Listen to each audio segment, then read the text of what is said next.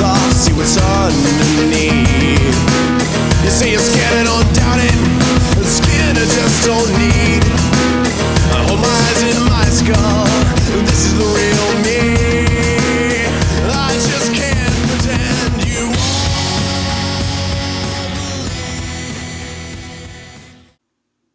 I'm Gunnery Sergeant Hippo, your senior drill instructor. From now on, you will speak only when spoken to, and the first and last words out of your filthy sewers will be consider the following. Do you maggots understand that? Consider the following. I can't hear you. Sound off like you got a pair, guys. Come on. Consider the following. Sir. Consider the following. All right, that's enough.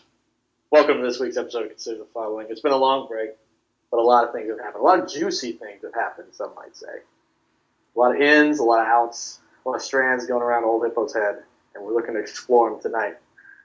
As always, I'm joined by my panel of excellent commentators. First, on my imaginary left, we got the King. Well, he's more like the Duke. Duke of Supermen. We got Saucy Jack. What's up, sir? I'm glad that I am now royalty in some way, shape, or form. I'm working my way to kingdom. There might be an arsenic poisoning involved. Yeah, there's a lot of politics there. Yeah, but I won't say who, but a lot of people don't like. Well, you. I mean, it's fine. Go, Car Ramrod. Hello, and thanks for being you. All right, and to his imaginary left, we have a man whose conformance at KIT was comparable to several car wrecks. We got HomeLee. What's up, sir? Well, I'm coming into this podcast emo, thanks to Jack. I have my Google Chrome open in case I need to Google anyone I don't know about. And I like. Yep, I'm here. Let's ready. go. He's ready. I like it. I like the confidence. His imaginary left. We have a man who may have alienated an entire community, and he didn't even know it. Lord of the Fly. What's up, sir? I didn't even know it. You're right. I don't know. I'm sure you were just following orders. Following orders. Hello, everybody. On his imaginary left, we have his known to his friends as Sleepyhead Sammer. We got a Cool Whip. What's going on, man? Well, I mean, first of all, I'd like to start out with an apology. Nobody will know why. You guys will know why. And I do apologize. And I find it funny and sad for our podcast that when you described HomeLee, I thought you were referring to Fly. Aww. So I thought he was. I thought he was too. Honestly. Already juicy, and we haven't even started. Guys, are you excited as I am? No. All right. Fun winner. All right. So once again, as always, it's a little breakdown on how this thing works. I have a legal pad that I'm trying to reach right now. It currently is out of my reach. If you hear shuffling of papers, that's me. There we go. And I'll be taking score for everyone who has good points. And if they have bad points, I will deduct. In fact, today, there is an instance of a single elimination, and you will not be called back to the panel. You guys ready? Yep. ready. Yes. So, one of the things we'll be talking about today is Mortal Kombat X. If at any one time Katana is referred to as having Scarlet's Dash, you are instantly eliminated, and you will not be called back to the panel. Do I make Sounds fair. Yes, sir. All right. Okay, so let's go ahead and get started. So, big topic today, of course, Kumite in Tennessee 15. We had Ian Bandy Davis on last week who helped talk about the tournament, pump it up, and we had quite a showing. Two of our own panelists were there live and in action. They participated in the tournament. They stayed through, I hope, through the entire tournament. It was all streamed. It was actually well streamed, and we got to see a lot of it. And there was a lot of backlash from it. We're still in it now, even though it's been a couple weeks. Let's just start with let's start with two of our guys that were there, Fly and HomeLee, whichever way you guys want to start. Kind of just describe your experience, organization, venue, that kind of thing. I mean, it's a great venue. If you know last year how it went, it was probably the most well-run tournament of the year. So this year was no different. It was bigger. It was better. Venue was the same, and it's an awesome venue. The top eights were hype. Games were hype. A lot of players there. It was a great experience, except for my performance. But we'll get to that, I'm sure. We'll get to that. HomeLee, do you have any follow-up? Yeah, so KIT is the second major I went to, and compared to the first one I went to, that was a complete disaster known as Final Round. This was very well organized. The commentary, I didn't know who was on it, so I can't really say much for that. I wasn't viewing as a streamer. Venue was very nice. Hotel room shenanigans, it was very fun. I was regulating the drinking game. It was pretty awesome. Very good matches from top 8. I thought the exhibition matches were also very hype. It's unfortunate that some of the people couldn't make it for theirs, but overall it was a very fun experience, and I would definitely go back to KIT next year. All right, that sounds good. Now, the question, now was the venue, would you say, I know Fly, did you go last year? Yeah, I went last year. Was it the same venue as last year? It was the exact same place. The exact same venue. Okay, so you guys. So I heard nothing but good things about it there. Yeah, it's a little different because it's not in a hotel; it's in like a community center. So they have So it's like a big open room. Probably I don't even know what it is like when they're not doing tournaments, but it's just a big open room, tons of space. Yeah. So you guys are doing. I'm assuming it was everyone a shuttle there. A lot of people shuttled. I It was drove a lot about of people. it was like 5 minutes from our hotel. There was a shuttle back and forth, but it was really, really close to the hotels. A good walk. Walking might be a different story because it was pretty cold. It was freezing. Good point. It's Tennessee. Yeah, I forgot about that. Mm-hmm. Right. Okay, so obviously one of the first things we all like to hear after a good tournament is some shenanigans that are going on in the hotel rooms. So each of you guys going to go off talk about your favorite moment of hotel room shenanigans at KIT. Well, let's talk about HomeLee. I want to say my favorite hotel shenanigans is probably going to be a tie between the team tournament and the drinking games. I didn't even know a team tournament happened. Yeah, it's on Digit's camera. He recorded everything. I'm not sure when he's going to upload it, but it was essentially Team Limbo Dog versus Team Sickness. I don't know who picked up the captains, but I was downstairs at first with Fly and a couple of the other Atlanta guys, and we went up because we heard King was telling us, "Hey, go up. There's some stuff going on." So we went up. I walk in, and then they're just like, "Hey, HomeLee, you're on our team." I was like, "Okay, I guess I'm in the team tournament now," and from there, we just started. Our team lost, unfortunately. Team Limbo Dog won. We got pretty much at the end OCV by Digit, who's a god. I was on Team Limbo Dog. So your record against Digit is now 0 for life. Yeah, Digit is my tournament master and my casual master. And don't listen to Mike. I bodied him in the tournament. So. Dude, I don't even remember playing that match because I was kind of drunk. Wait, so you're only kind of drunk, but you can't remember a single thing. Total blackout. Well, I can remember playing Mortal Kombat in the next room, but then I remember... I vaguely remember a match happening, but I don't really remember it very well. Okay. All right. So you guys had a team tournament. That's pretty good. Now, what were the details of the drinking? That's what I want to hear. How were you regulating? Okay, so I don't drink, because I told you guys before. So I was going to DD for Fly and Smar. I don't drink either. So in the room, yeah, okay, Fly. Yeah, that sounds like who's been drunk on this podcast? Raise your hand. Anybody? The internet lies. For real. The internet lies. For real right now. On the internet. That might be a deduction of a point, actually. That was bad. I don't drink. That's a huge factor. Come on. Really? Okay. We're going that far? We're being that literal? Okay, no sarcasm allowed. Your sarcasm game is bottom 5. Yes. Shots fired. Agreed. I agree. I disagree. You got to change the tone of voice, man. It's hard this night. But you know what? I like that response. I want to give the point back. I'll take it. Back. Okay. So who would you say won the drink? If you can win, who won the drinking game? Well, in the game that we played, it was called. I'm not sure if you guys are familiar with this. I call it King's Cup. Do you guys know what it is? Yeah, that game. I mean, when I was a child, that game got pretty intense. I don't think grown men should be playing King's Cup. But God. I've never played it. I never played it until that night. I know night. There's different rules. We played by Hysteria's rules first, and then we played by my rules afterwards. And my rules were way more intense. Why is the guy not drinking making up the rules for the drinking game?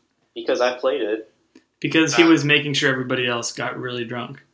Oh, yeah, because, like, one of the cards, like, if you draw an 8, it's a mate. Basically, say, like, Mike picked Jack. So basically, every time Fly drank, Jack has to drink. So, I would regulate every time, like, someone fucked up. I'll be like, okay, Fly, you gotta drink. Because everyone was so loud in the room, and they forget to drink. And then I'd be like, Jack, well, you gotta drink too, so drink. Oh, nice. I was just making sure. So you were I made sure everyone got drunk. You were the drink Nazi. Pretty much. I enjoyed it. And then Mike ended up getting the best card in the whole game, which is the Thumb Master.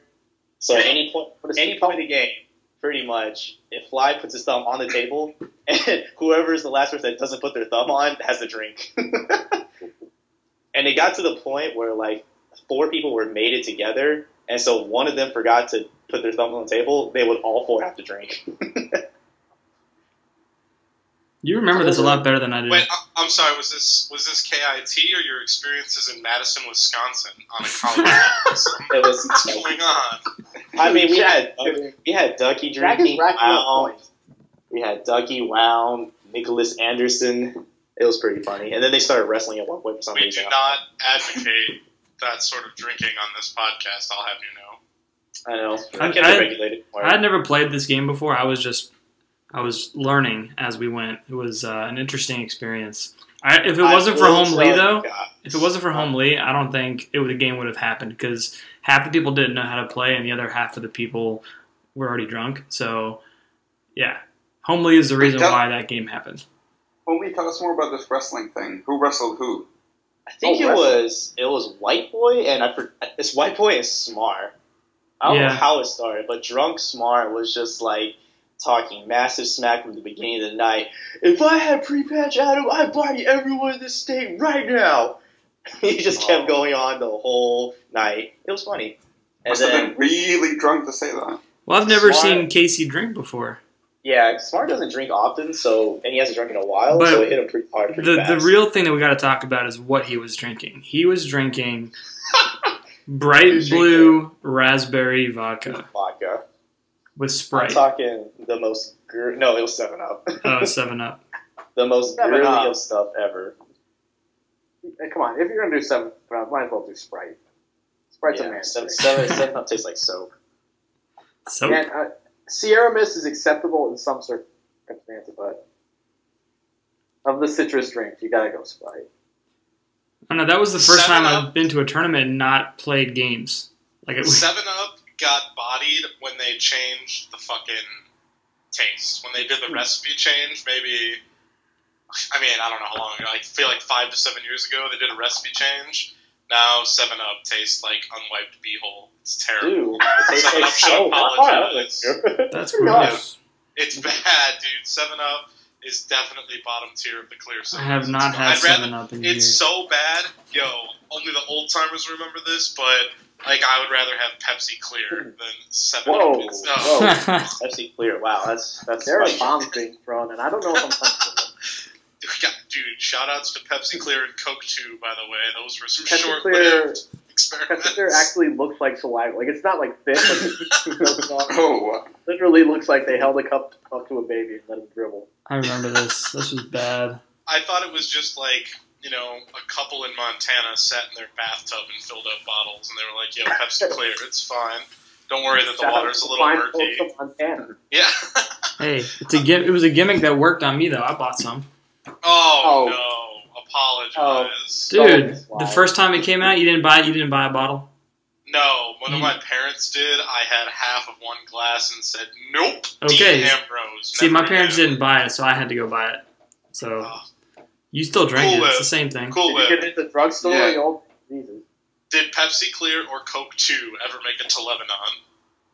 No, the only... Well, Lucky. I don't want to say the only... The one variation of Coke I remember as a kid, actually, the one variation of Pepsi was Pepsi Max. That's the variation I remember as a kid, but I don't remember the one you're referring to.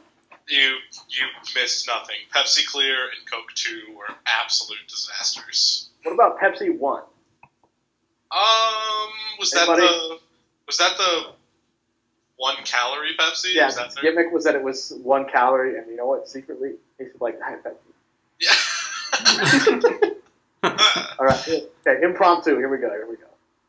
Top 5 soda, like offshoot soda. Like we're not talking Coke, we're not talking Sprite, Mountain Dew.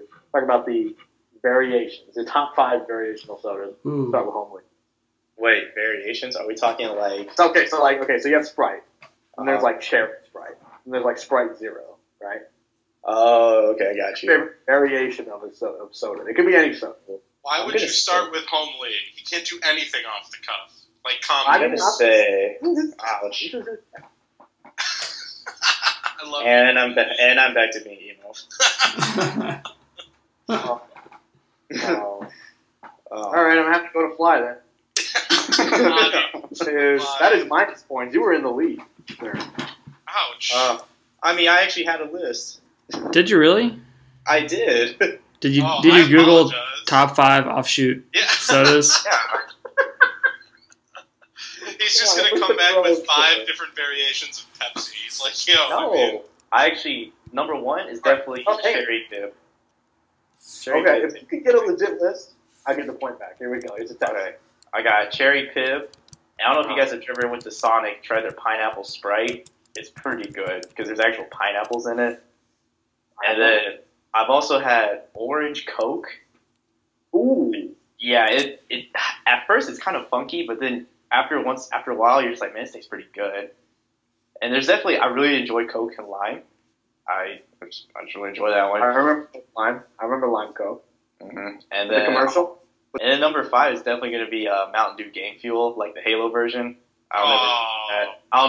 All right, I'll give it back. I'll get the point back. I had a list. Now let's go to Fly. I've only got 3 that I would ever go. 3 would be cherry Coke. 2 would be Baja Hot Blast. Oh, Blast. Amazing. And then 1 would be cherry Mr. P. He had a home run with that. I Cherry don't Pib is good. drink enough soda though to go 4 and 5. no one was going to take a point away, but the mention of Baja Blast, the sake of the nectar of the gods.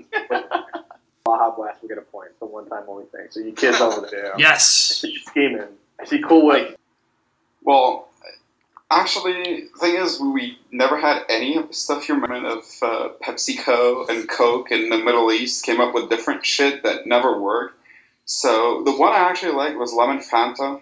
I don't know if you guys had it over there. That was pretty. Yeah, I think we do have it actually. Don't you want the Fanta? Is Pepsi Max the one that is like super sugary? There's one of them. I don't remember which one. I don't know if it was one. There was Diet Pepsi Max that this came out, but they had Pepsi Max. I remember it was like double sugary, or it was like actual sugar, whatever. Do they have like weird flavors over there, like regionalized flavors? Regionalized flavors, Like- such as Like Pepsi like what Sand? Gunshot Like, what Like I'll give you an example.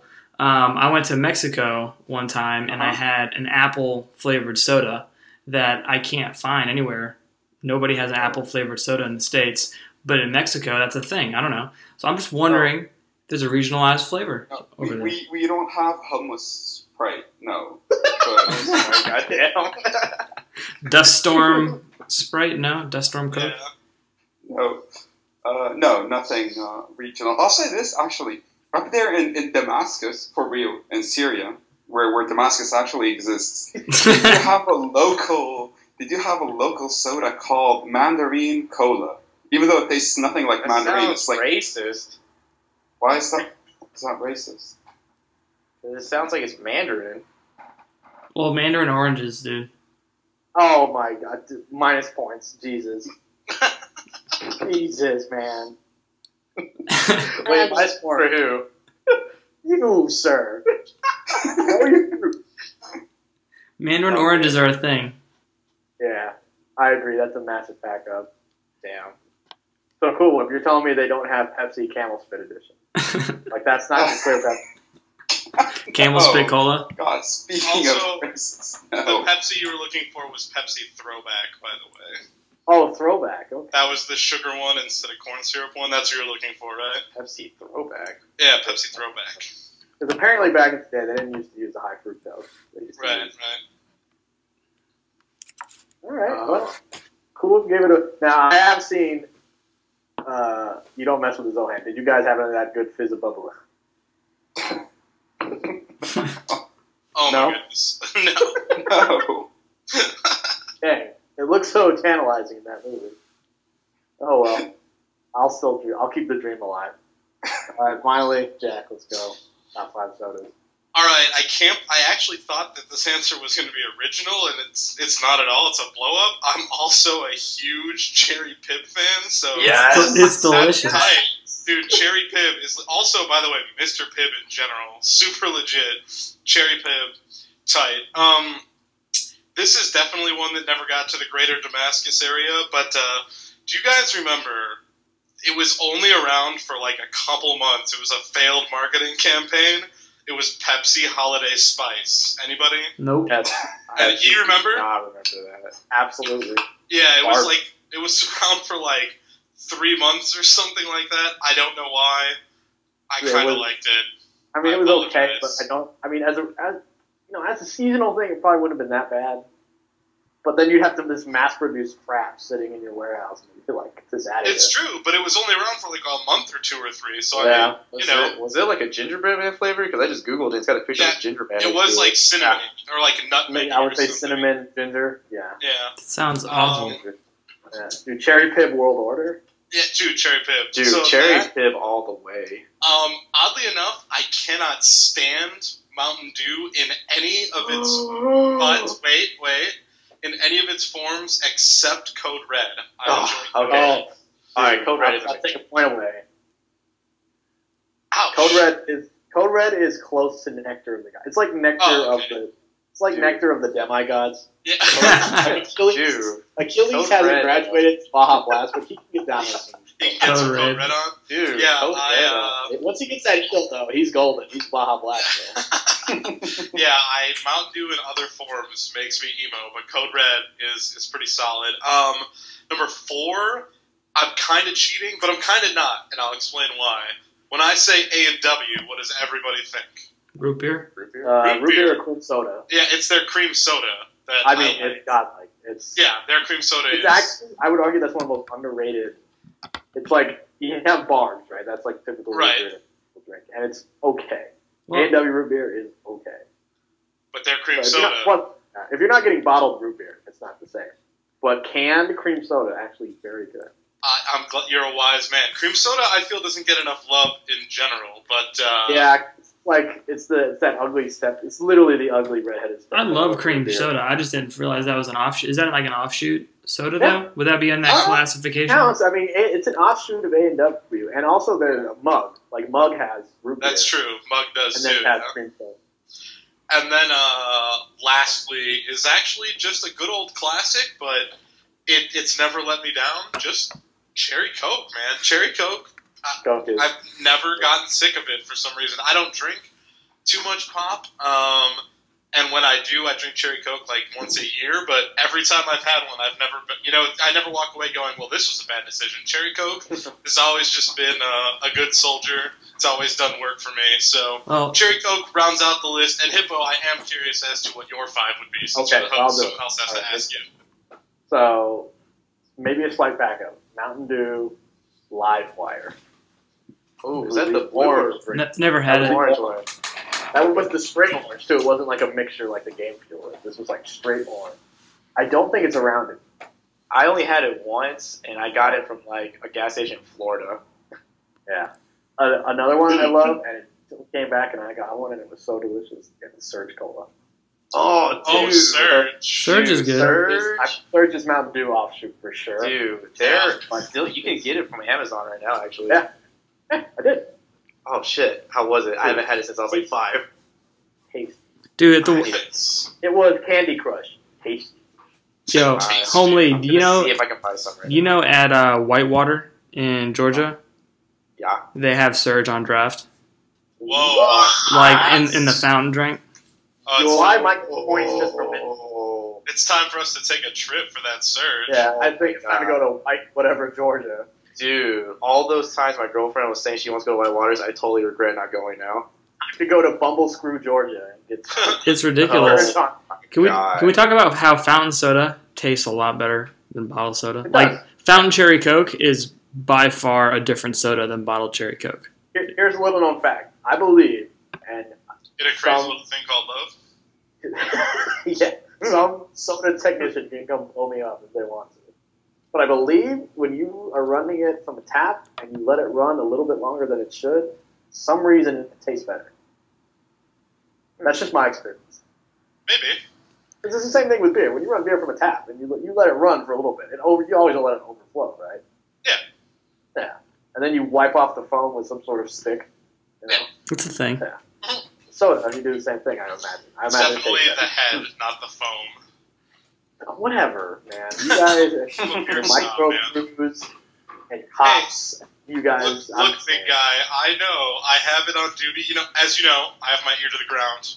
I have scouts everywhere. I heard that you got rid of your SpongeBob underoos, put on a pair of man panties the other day, and went out to a bar. So, I mean, don't get lippy with me, son. You're growing up now. Look here, buddy boy. Buddy boy. This is an MK, buddy boy. I had one sour beer and a Jello. Get out of here. Apologize for the Jello shot, though. Yeah. Jello shots. It's me, man. It was $2. What was I going to do? You sit there like a goober?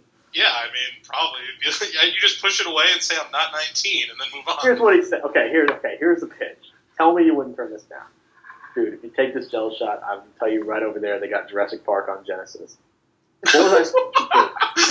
I mean, that is a pretty good sales pitch. I was going to get my Dr. Grant on for that shot. Like, dude, that's all right, awesome. That's pretty solid. All right. So I didn't finish my list.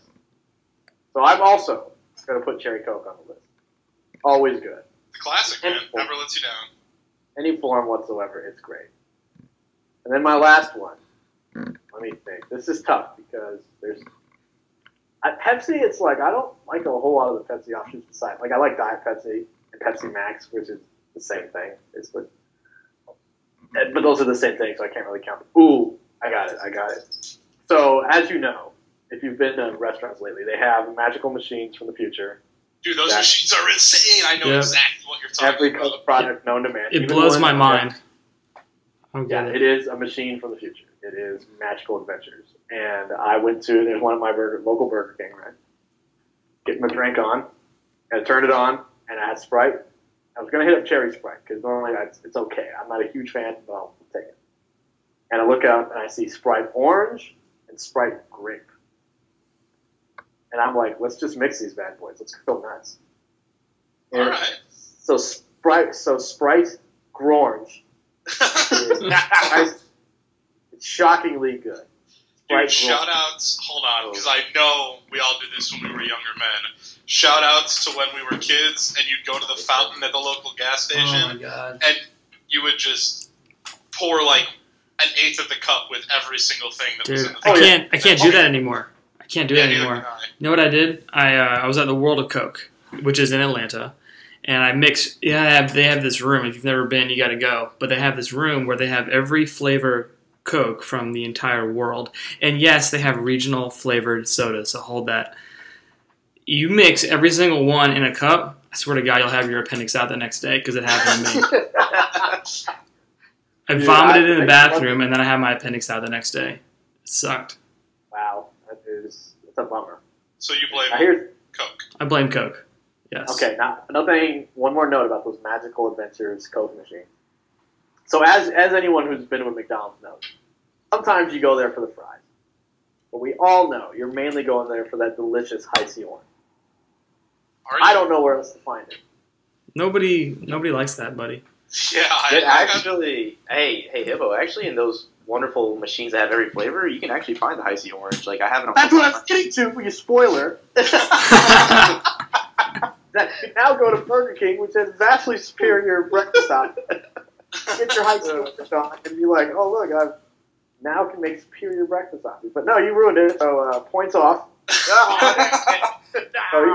You know what those machines also have? This was my first experience with it. Dr. Pepper Vanilla, which wasn't bad at all. Also, these aren't offshoots, but shout-outs to the generics. I'm actually kind of an RC fan, and I'm also this is a lot of people say this is a pack-up, but I can tell you to hold it, even though it's another RC product. I'm a fan of Squirt. That's a good soda, man. Citrus soda tier list. Squirt is the one everyone forgets about. Mellow Yellow. Also. I was a huge Mellow Yellow fan. Mellow Yellow is the closest thing to Surge right now. Who remembers Jolt Cola? Remember? Jolt. Yeah, Okay, 1983. before Jolt energy drinks, man. Jolt Cola. My favorite offshoot, Safeway Select Cola. Ooh. I got one I forgot to mention. It's called bourbon flavored Coke. Yeah, I'm sure it is. You mix bourbon and Coke, and it's delicious. That doesn't count. Your brain can't handle it. It's gonna think it's good regardless. Come on, man.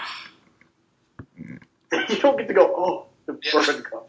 Well, then, in that case, Fly, I'm currently having my favorite Jameson flavored Coke right now. Get out of here. Dude, it's an offshoot. It's fine.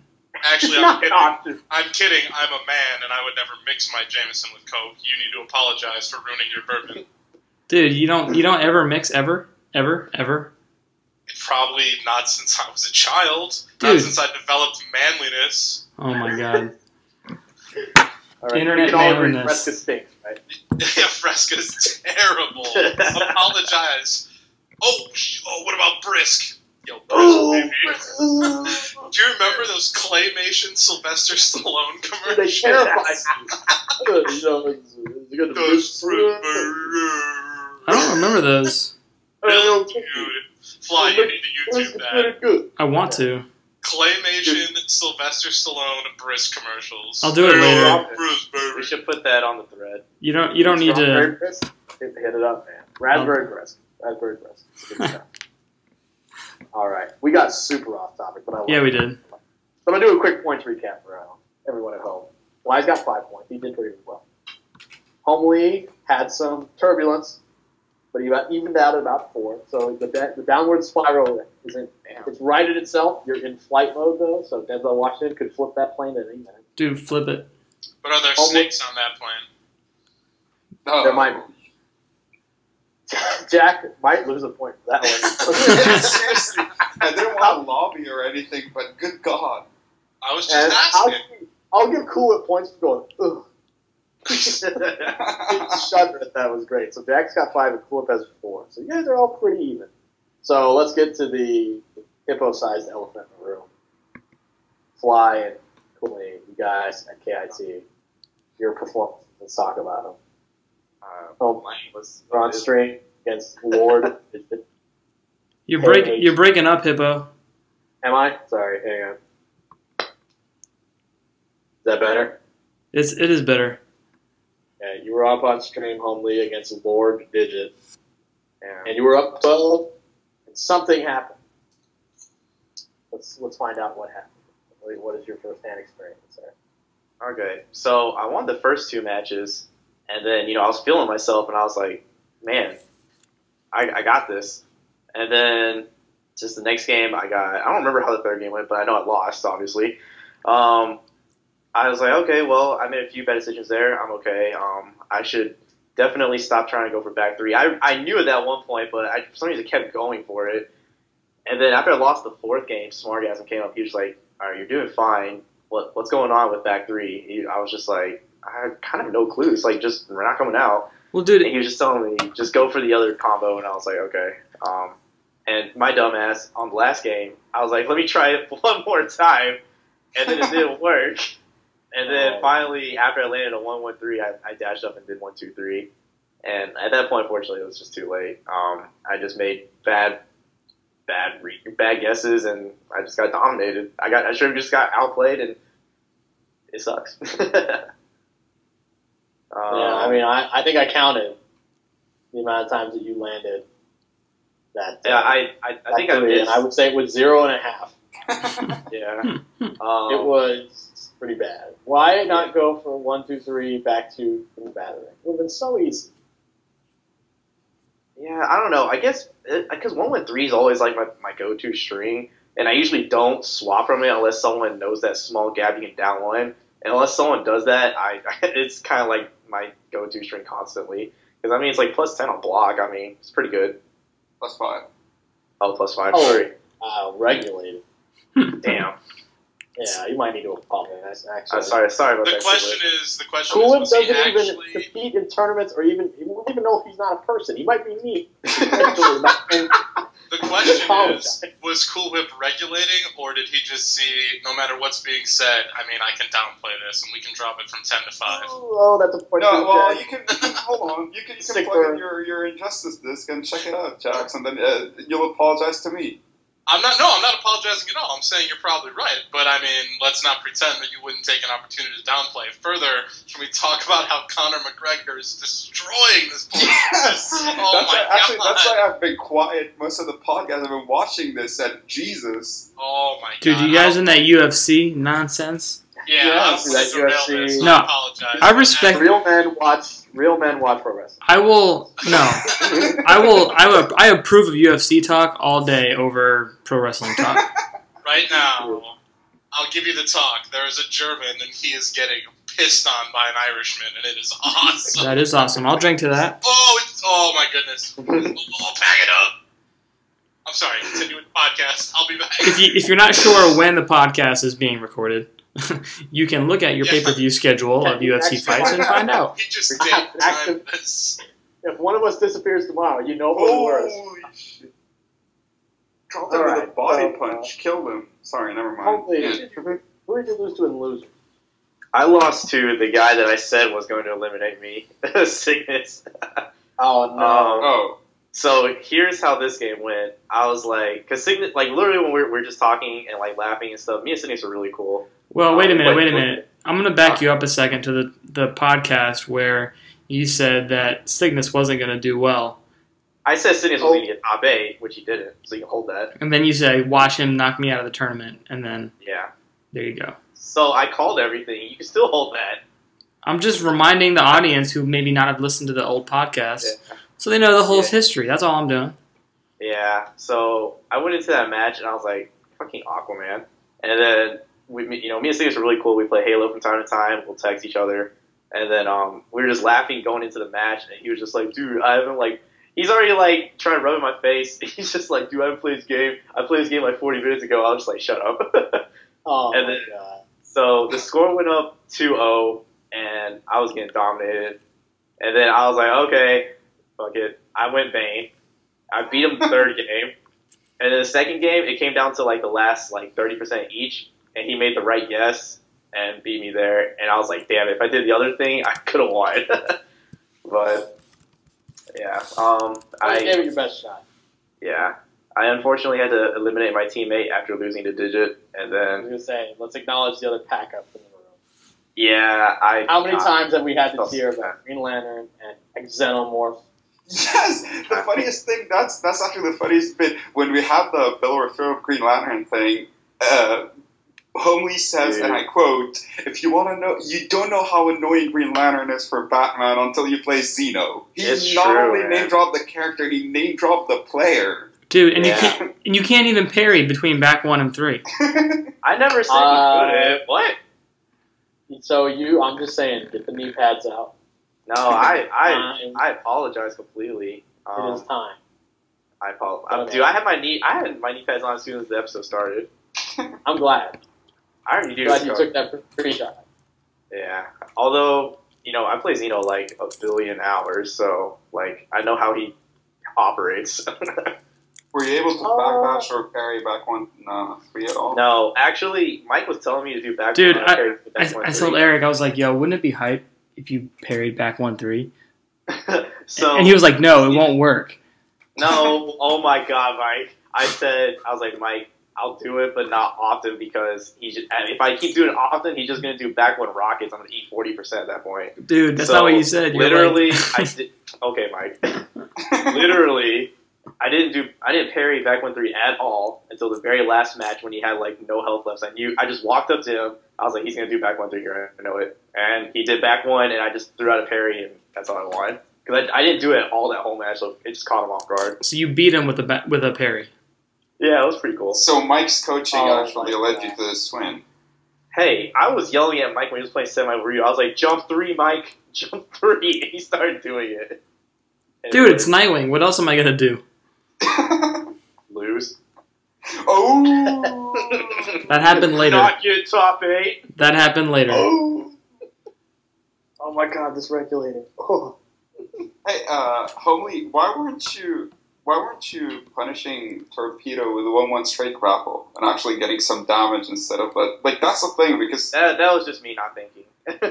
you should have. Yeah, I mean, if you fuck up the timing, then I guess it's messed up. But you were punishing it every time, except it was just like 1-1 free slide. I actually don't remember me punishing. Oh, I might have did it once, but one thing that was really weird because like when I had him like knocked down the corner, I was like he's gonna teleport out, so I jumped back and I noticed like it usually. Like jump 2 will catch him, but I guess I either was timing it late or that's actually not a punish. I think, Eric, I was noticing you were doing everything just a little bit too early.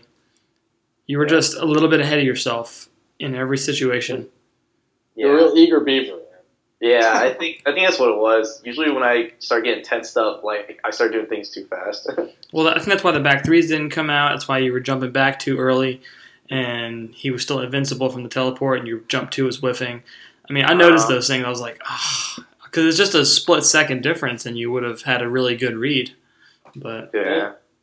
And I mean, the zoning just wasn't there, man. Yeah, I wasn't pretty much scouting out those teleports. I was just kind of chunking it. Yeah, it's just like Jack said. I got freed up, and I suck.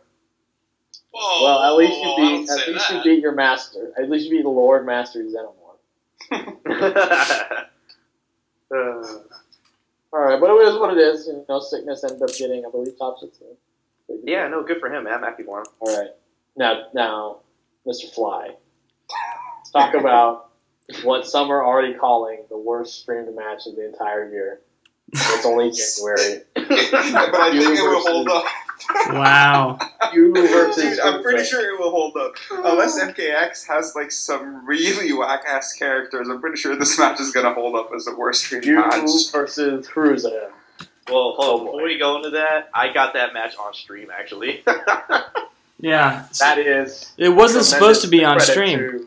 HomeLee's controlling abilities. Can I just interject here with a huge blow-up? I thought you were actually talking about this match with PL. I swear to God. Man, I got 2 of these. This is terrible. Dude. That is... I thought the Cruza match was far worse, but... So, okay. Talk about that one, too. So, you went with this Cruza. Before, it was 3-2. Before the match started, though, I was like... I didn't want to say no, like, let's not stream it, because I know people want to see it. And he also challenged me to a money match, so I was like... Or an exhibition match, so we were, it'd be fun to do it on stream. People want to see it. But I hate the mirror. I hate it. I hate it. I don't like playing it in any situation. If it's MK, I don't like playing Nightwolf mirrors. If it's Injustice, I don't like playing Nightwing mirrors. It's just one of the matchups I don't like. But I had to do it. It was inevitable. I mean, you had 3 Nightwings in the bottom 2 brackets. So, I mean, it was inevitable that it was going to happen. And I apologize that you had to see that, but you know what? Hippo, you're the first person to tell me that you were not entertained by that match. Are you not entertained? You were the first person to say that.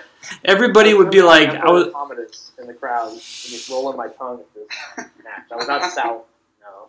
Well, every person afterwards was like, as much as that was kind of crazy, it was really funny. It was really entertaining. I was like, I like the PO match better, to be honest. You like which match? Wolf can hold that. I like the PO match better. Dude, that was not fun for me. Dude, that was terrible. Well, for me. I don't think it was even fun for PL.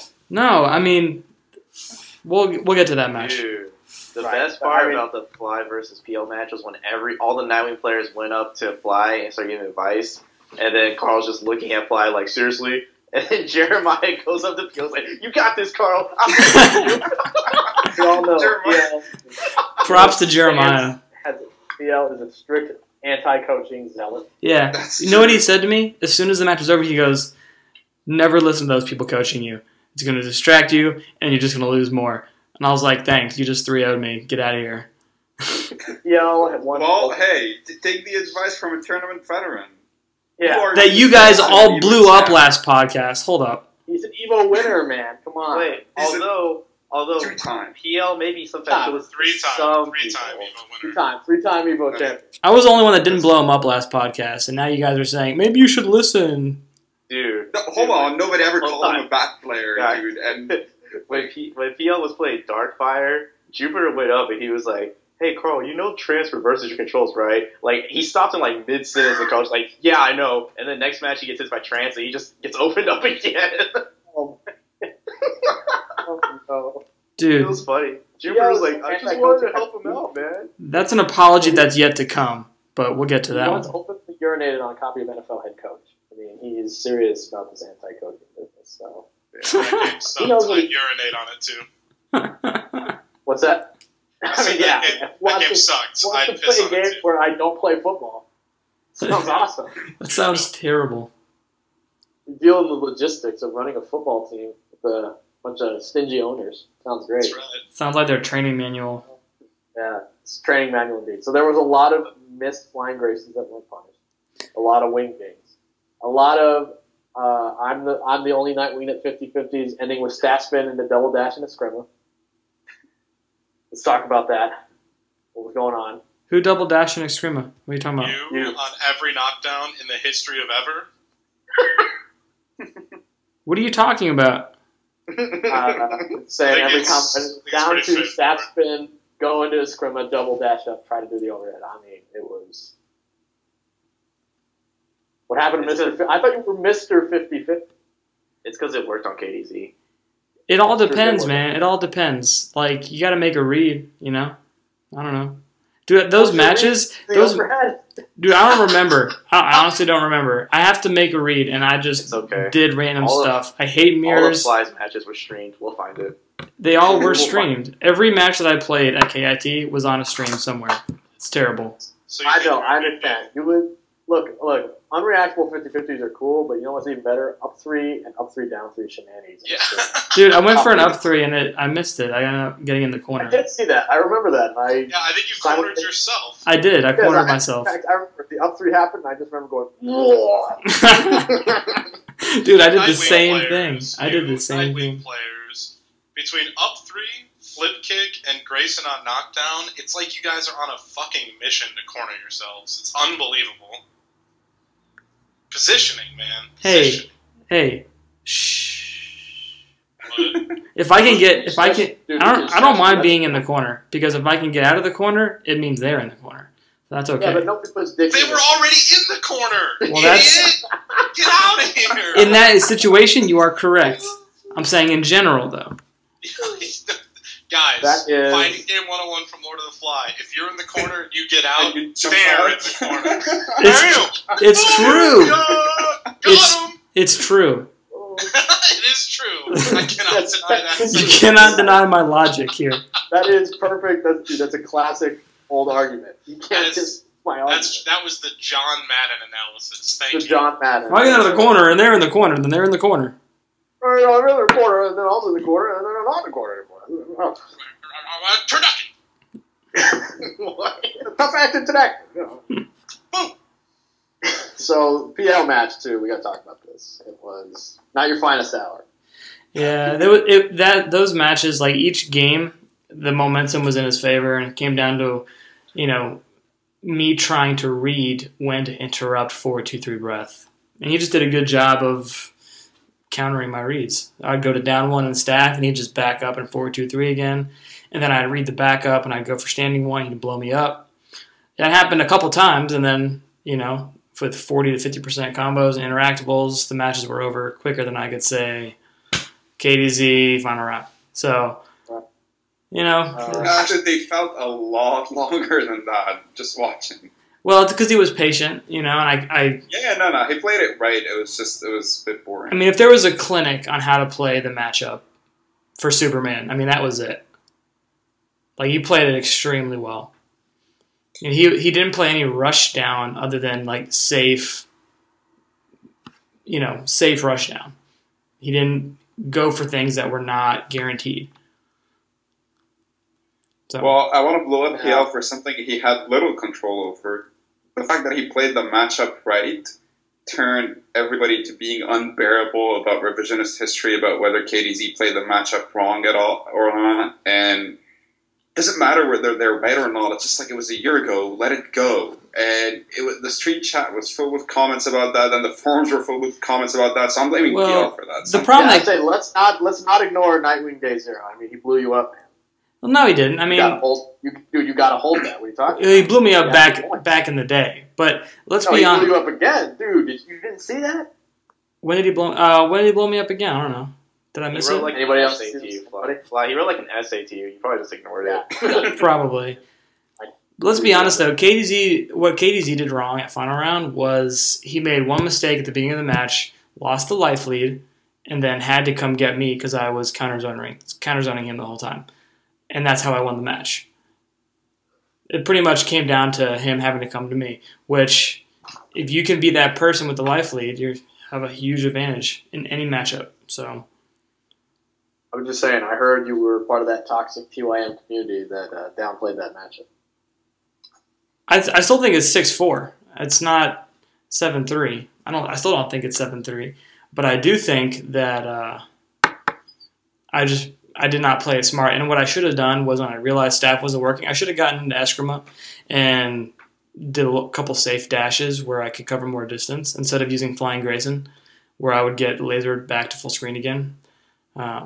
And that was something that I learned 3 matches in, which is by the time the set was over. So, that happened. There's some choice adapting skills, I would say. It's funny because some people are weaker to staff than they are to Eskrima, and some people are weaker to Eskrima than they are to staff. And he obviously knew. He was punishing my wake-ups. He would jump back, and I'd Flying Grayson because I knew he was jumping back. But then he would, jump into as he was coming down to hit me out of it and then full combo me. That's just stuff that you have to practice, that you have to understand about the matchup. And that's props to him on that. He did well. Very, very well. Well, sounds like you've learned. Let's talk about your other, as the French would say, a fox pass. You played against Killer. Wait, do you mean faux pas? Did you just say a fox pass? That was a good... My joke, Mom. That was a joke. Well played, Cool Whip. Well played. Oh my god. All right. I was trying to figure it out too. Thank you, Cool Whip. I'm sorry. Good Fox lord. pass. Now... I would go ahead and scratch that one off the notebook for future jokes. Yeah, I saw it. I guarantee it goes over pretty much everybody in the audience head too. I drew a picture of a bomb from Mario. Yeah, like a Led Zeppelin, sir. Like a Led Zeppelin. So, let's talk about Killer Instinct. You went up against... and you proceeded to... you spit in his face. Come on, man. What's going on? All right.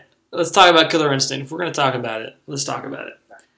Killer Instinct is a game that I like the idea of, but I don't play it enough to say that I'm good. You played me last night and destroyed me, and I think I'm going to quit the game because of you. Thank you, Hippo. That was not fun for me. But all for that weak will. Yeah. Shout out to that weak will. I don't play the game enough to really take it seriously, but I entered a tournament because, it's fun. I'm at KIT. I might as well, just see how I stack up with my limited practice and just have fun with it. But I play Spinal, who is, he's a troll character, right? Would you define Spinal as a troll character? No. Why not? He's broke. He's the best character, is what you mean. Consider one of the best characters in the game. There's no jokes about it. Dude, he's such a troll character. His laugh, his run, that's why I play him, because he's fun to troll people with.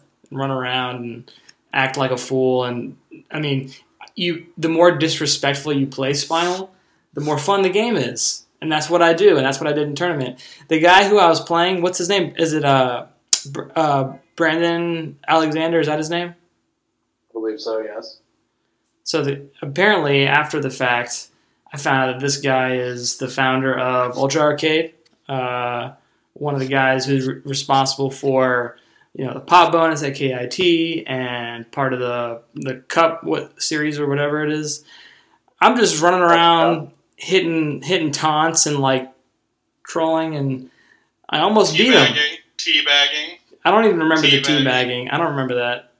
But I almost beat him, so he can hold that. But I didn't know who he was. I was just having fun. I probably still would have done it even if I did know who he was, though. So. Well, you're gonna go into. So clearly, your tournament ethics are lacking. Yeah. Tournament ethics. Come on. Tournament ethics, man. Come on, I didn't Respect you. It also teabag him. sounds like you learned For at least nothing 2 from a games. mistake. What mistake did I let's say make? that. I just hit the taunt button one time. That's not And what I teabagged. I didn't teabag him, okay? I don't even remember that. I don't know about that. I think Yeah, I this don't know sounds about like that. internet lying. I have to go back and watch it. Oh, fly. Can anybody else on who's listening to this vouch that I teabagged? Please, if you can. I didn't watch KI, so I don't know. Link me the time if I teabag. If you're listening to this. Bad luck. What do you mean if you're listening? This isn't live. I don't know if you know this. This isn't live. Apologize again. Whoever is listening, TYM World, link this to me. Oh, sick burn. Sick burn, guys. Got Sick him. burn. Roast. Well, at least you guys, you went, you competed. We give our props to you guys. Looks like you had a good time. So we're just going to talk about apologies, though? We're not going to talk about the fun matches? I have an Hang on. apology. Hold on, I have an apology. All right. Is it to me? Absolutely not. I would like to apologize to everyone at home that watched the stream because I wasn't there to do commentary, and because of that, Yeah, listen to you. we were blessed with Blake. Oh, I talk about that. That was my next question. The viewers, which would be Cool Whip, myself. and Zach. I apologize then. I guess No, I'll let you ask your okay. question. HomeLee and I I'm were glad- viewing, too, just in a different way. No, you're not. No. Shut up. What? I say you drop and give me 20. Gunnery Sergeant. All So, as Jack, I'll count myself as it. So, Jack and Cool Whip, you guys are watching the commentary. Let's talk about it. Likes, All right. dislikes, let's go. Okay, so here we go. I'm going to start with Blake. And I know that I have walked into like an Indian burial ground and I am spitting on the graves. I am offending everyone by saying this, but I mean, you have to keep it real. Blake, that commentary has to go. Nobody can get a word in edgewise. Keep in mind, this is Saucy Talks a Lot Jack saying that someone talks too much. That is how you know that it must be off the charts. Blake is not adding anything. He is giving you machine gun play-by-play, which, quite frankly, you don't need. He's criticizing the players, which I've been told is a really, really, really poor thing to do. You're not supposed to do that. I'm just saying. I've been told that's not the way to do it. Most Actually, don't mind importantly, it. I don't mind it either, but I'm just saying I've been told. Most Shout out to importantly, Crimson. though, shout out to Crimson. Most importantly, though, Blake pretends that he is the only man in the room. When he has a partner, the partner cannot say a word, and when Blake finally comes up for air for a quarter of a second and the partner tries to say anything, Blake immediately interrupts him again and starts going on about something else. It is unbelievably bad. It's terrible. I can't... Can we talk about the sexual tension between Blake and PL? We have to I mean, talk that about was this. pretty... Oh. It's very obvious that during PL's time at Yomi, Blake and him may have shared a bunk. I didn't want to speculate, but there was definitely, you could cut it with a butter knife. But yeah, I'm sorry. The Blake Said it was commentary, reasonably sharp pencil, man. It was the Blake commentary, I'm over it. It's He also commentated KI top 8. I didn't watch that, and I don't feel bad. So okay, I'm done being a negative Nancy about that. It is what it is, but it's bad, and nobody. If you go back and look at the stream chat, if anyone can do that somehow, I mean, oh my god, nobody wanted to listen to it. I'm sure people turned their microphones or turned their volume down. Everyone put it on mute. It's not good. I can't support it. It's just call it constructive criticism if anyone's mad at me, but that needs to change. That commentary is terrible. Secondarily, we had KP. I'm a fan of KP. I'm sure a lot of people remembered I've done commentary with him in the past. I thought he was good. Now, during top 8, I thought he was a little chill. I would have liked it dialed up a bit, but that's kind of being nitpicky. I mean, I'm from GGA, home of the hype, so I always want people to dial it up. But overall, I thought KP did an admirable job, so he gets props for the weekend. Can we give him props for Mario Kart too, just because we're on the topic of KP? Yeah, I mean, if we're doing KP's props, Mario Kart. the Mario Kart props are real, and Xenomorph can hold the crap out of him. He thought he was going to win that free. He got 9th, though. And then finally, terrible. we have DMS, who I did not enjoy as much as KP. I know DMS has done a lot of stuff, and he has his moments where commentary is his thing, but there were a lot of moments where DMS would just boldly proclaim matchup numbers and stuff that, I mean, one, were completely factually inaccurate, and two, it wasn't in the context of the conversation where someone says, hey, what do you think this matchup is? What does someone have to do? And then DMS says, well, I'm fairly positive this is advantage X character, but, Y character can do it. It wasn't that. It was more of, I mean, this is clearly 6'4" Wonder Woman, and that needs to be, it's bad. It was very proclamation, very bold, and almost seemed like a slight if someone was losing an advantage matchup. And finally, and this is more of a personal axe to grind / bone to pick, but it irritated me to no end. During Max's matchup with Deg, the Bane Zatanna matchup, DMS proclaimed and popped off for everyone in the world that was listening on the stream. I told everyone I was right. Zatanna beats Bane. Everyone can hold that. I'm a genius. I'm a genius. I've been telling everyone for years. I'm right. I'm right. He went ape about it. Well, that's true. DMS, you were correct about that. Unfortunately, you were wrong about the 15 other characters that you said beat Bane, so just because you flung a bunch of poop against the wall and one of them happened to be a little extra gummy so it stuck, doesn't mean you get to pop off about being correct about it. Most of the time, when you talk about Bane matchup numbers, DMS, you've been woefully wrong. I hope he listens to this. There was a time DMS tried to make a bet with me. He tried to make a bet with me about Ares versus Bane. I said, let's go. The very next day, a prolific and well-known Ares player got massacred online, and DMS immediately messaged me and was like, never mind, bro. I take the bet back. I don't want nothing to do with it. He's just been saying any character that comes up that's the hot flavor of the month character, they beat Bane. So you're right. You finally got one right. Zatanna does give Bane a hard time, but you popping off about it as if you were a genius was a little irritating. But outside of that, I mean, DMS was fine. He does his job on commentary, so that's cool. But that was irritating, and the matchup number stuff was. But it doesn't matter because Blake put everyone else to shame with his great commentary skills. I mean, I'm going to get blown up in the thread for being a jerk, but that is my commentary analysis for the weekend. Well, if I could give any constructive criticism to DMS, it would be to talk much less about the matchup numbers. I mean, I went back and watched my matches, and the match against Superman, he basically was just talking about how he was basically giving me a pass by saying it's such a terrible matchup for Nightwing. There's nothing Nightwing can do. This is the way every Superman should play it, and Nightwing pretty much just has to hold it. And I'm like, there's obviously things that I could do differently in this matchup to play it better, and I can eventually beat PL if I practice it and work around those things, but he just made it seem like there's something I can do. And that's just bad commentary because you're basically saying a 6-4 matchup is unwinnable. And it's silly, and it's not accurate, and it's less about the player and it's more about the matchup numbers, which really, if we want to make the community healthier and focus on tournaments, we need to focus on the players and less on the matchup numbers, right? Is that the right statement?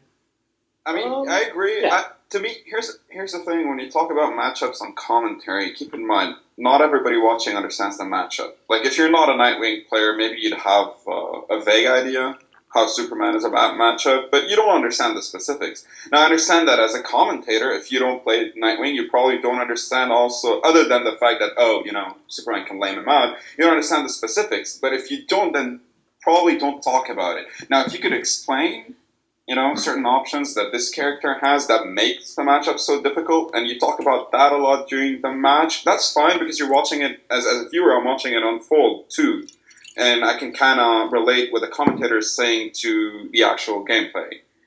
Sticking with DMS a second, Actually, I enjoyed him at Final Round when it was sort of like a three-man booth. I think there was like Brady and maybe 16-bit on commentary too. Because in that role he's doing what he does well, which is very knowledgeable about the scene in general, about the players, the results, who played who That's won true. that tournament. Very, very true.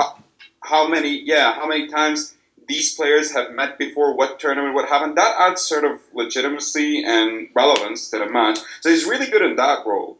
My main issue with his play-by-play is, and it's sort of like Blake, only Blake is like as if he's on crack.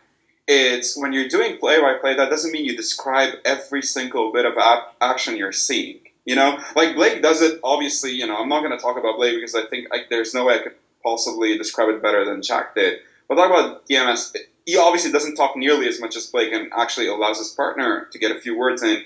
But I don't think play-by-play is relaying what inputs the players are pressing.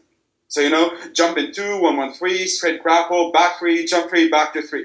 No, dude, okay. If, Batman players know the combos, non-Batman players could actually go into the forums and check them out.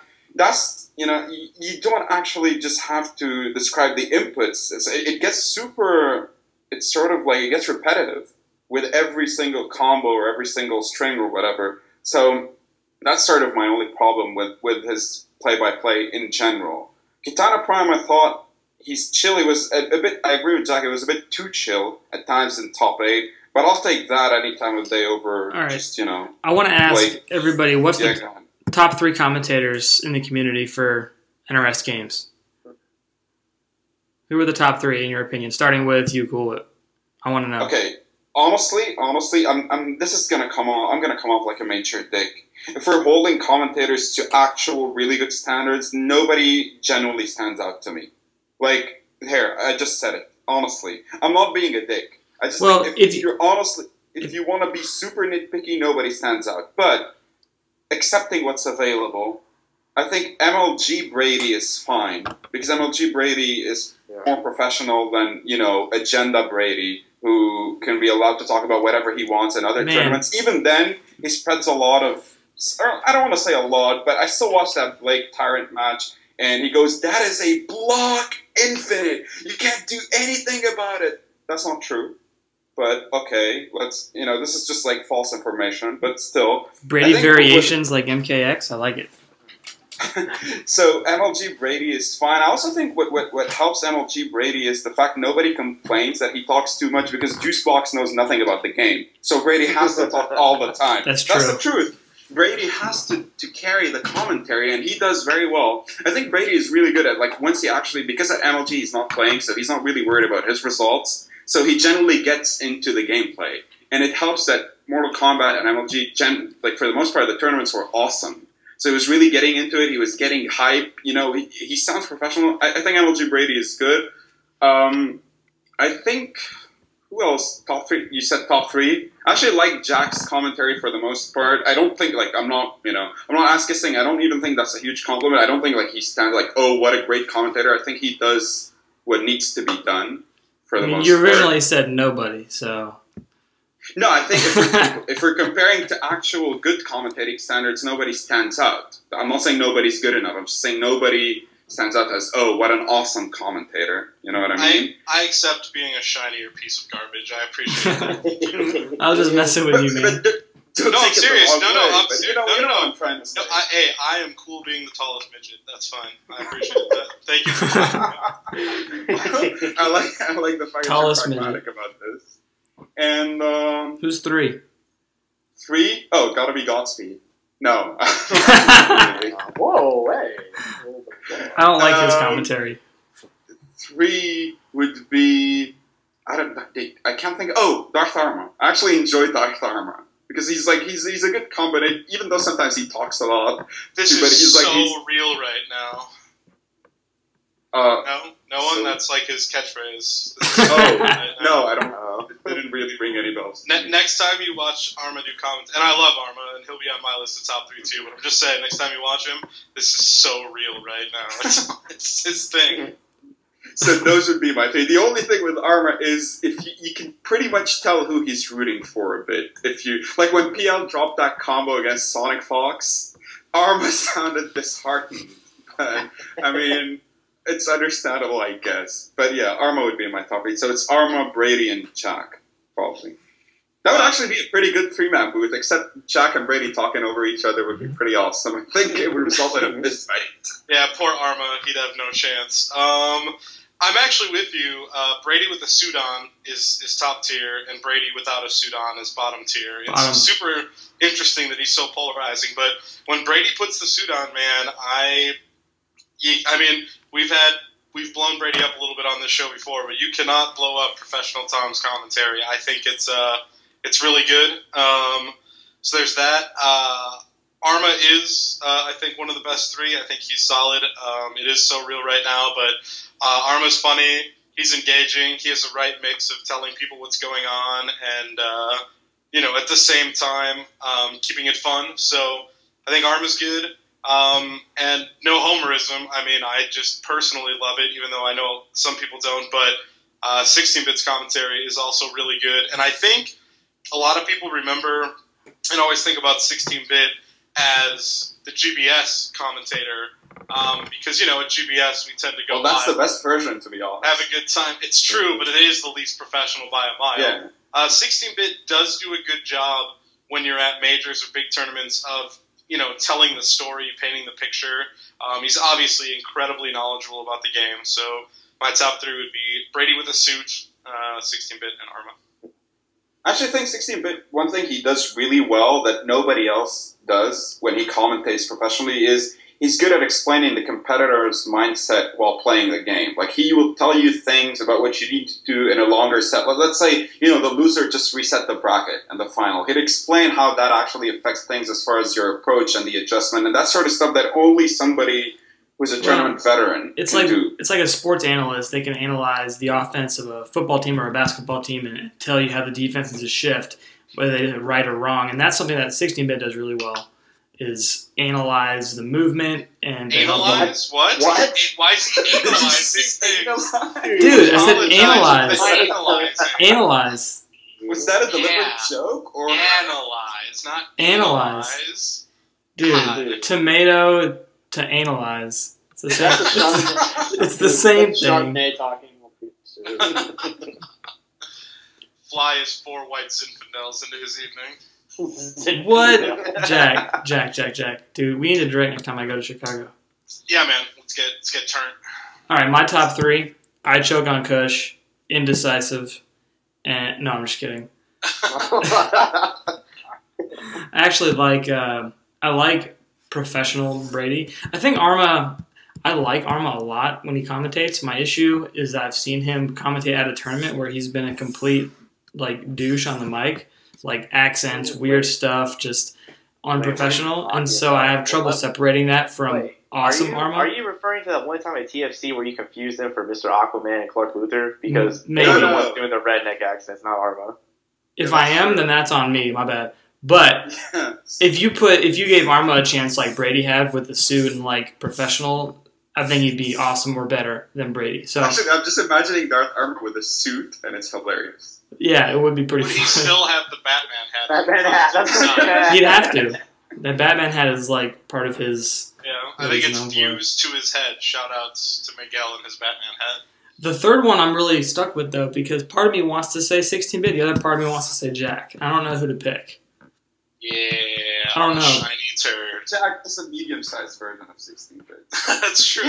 Actually, even in commentary, somebody once pointed this out in the thread that you accentuate your words the same way he does. It's probably obviously unconscious, but you do have a same way of saying certain things. So I can see the similarity. Here's the thing, though. I mean, people have always talked about that. I don't really see why that would surprise anyone. You have to think about it. I'm not surprised at all. I mean, we're 2 guys that hang out and or talk and or play games or whatever. I mean, 5 days a week. We're close friends. Of course we're going to be similar in a lot of ways. I mean, that's how... Maybe this is just in my world, but friends always pick up each other's speech patterns and stuff. It's never surprised me at all. The thing is 16-Bit, because he's so awesome, and because he's larger than life, not a fat joke, kind of. But is that everyone automatically assumes that it's Saucy Jack stealing 16-bit swag or whatever, or copying 16-bit. It goes both ways, my friends. Just because he's the bigger celeb That's what you like to think. Doesn't mean he doesn't borrow things from time to time. Actually, I'm going to change my number 3.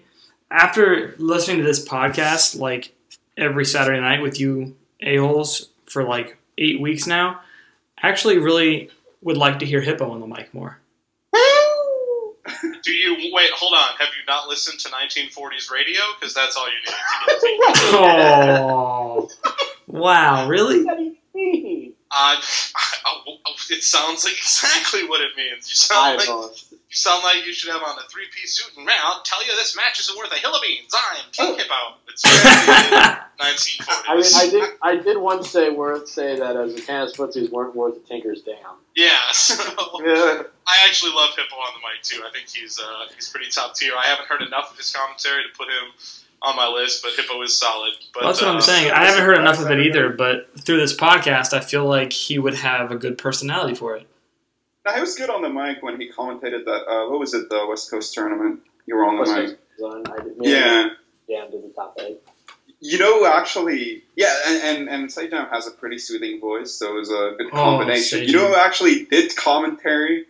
Nobody knows, HomeLee. Because remember when Pig and PL were fighting in that thread, somebody, I think it was PL, linked Pig to that one time he was in Atlanta and he beat him in that local.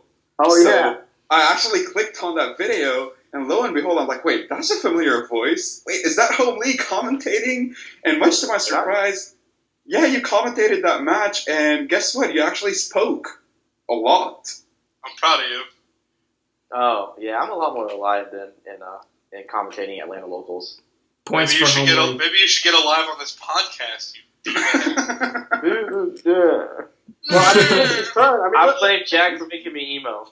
Oh my god. Man, speak, it's his turn now, alright. Well, man, everyone's already pretty much said, like, what I was gonna say.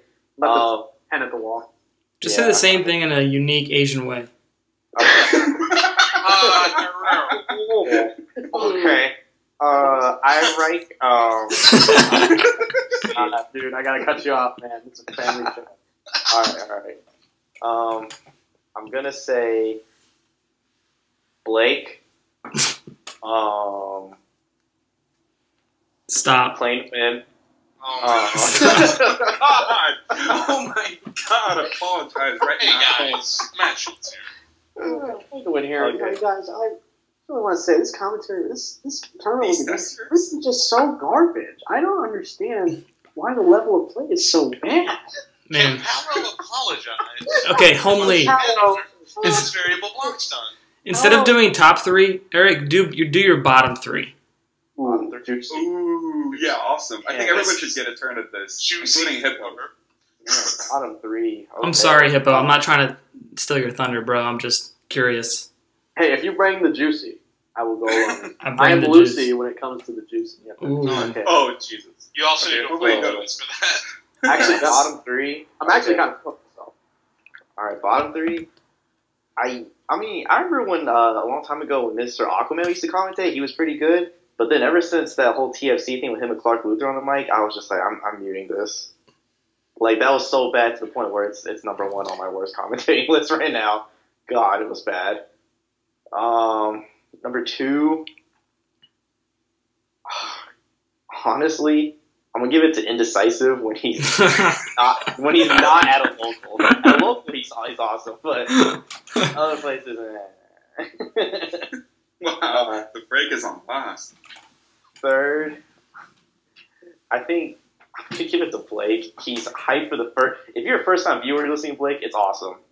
After that, it's like, oh my god, stop, please. Stop. If you know Blake the first time, it's awesome. Like when he did commentary for the first time at Final Round, the year that Waffles won his first one, dude, that was so hype. It was so awesome.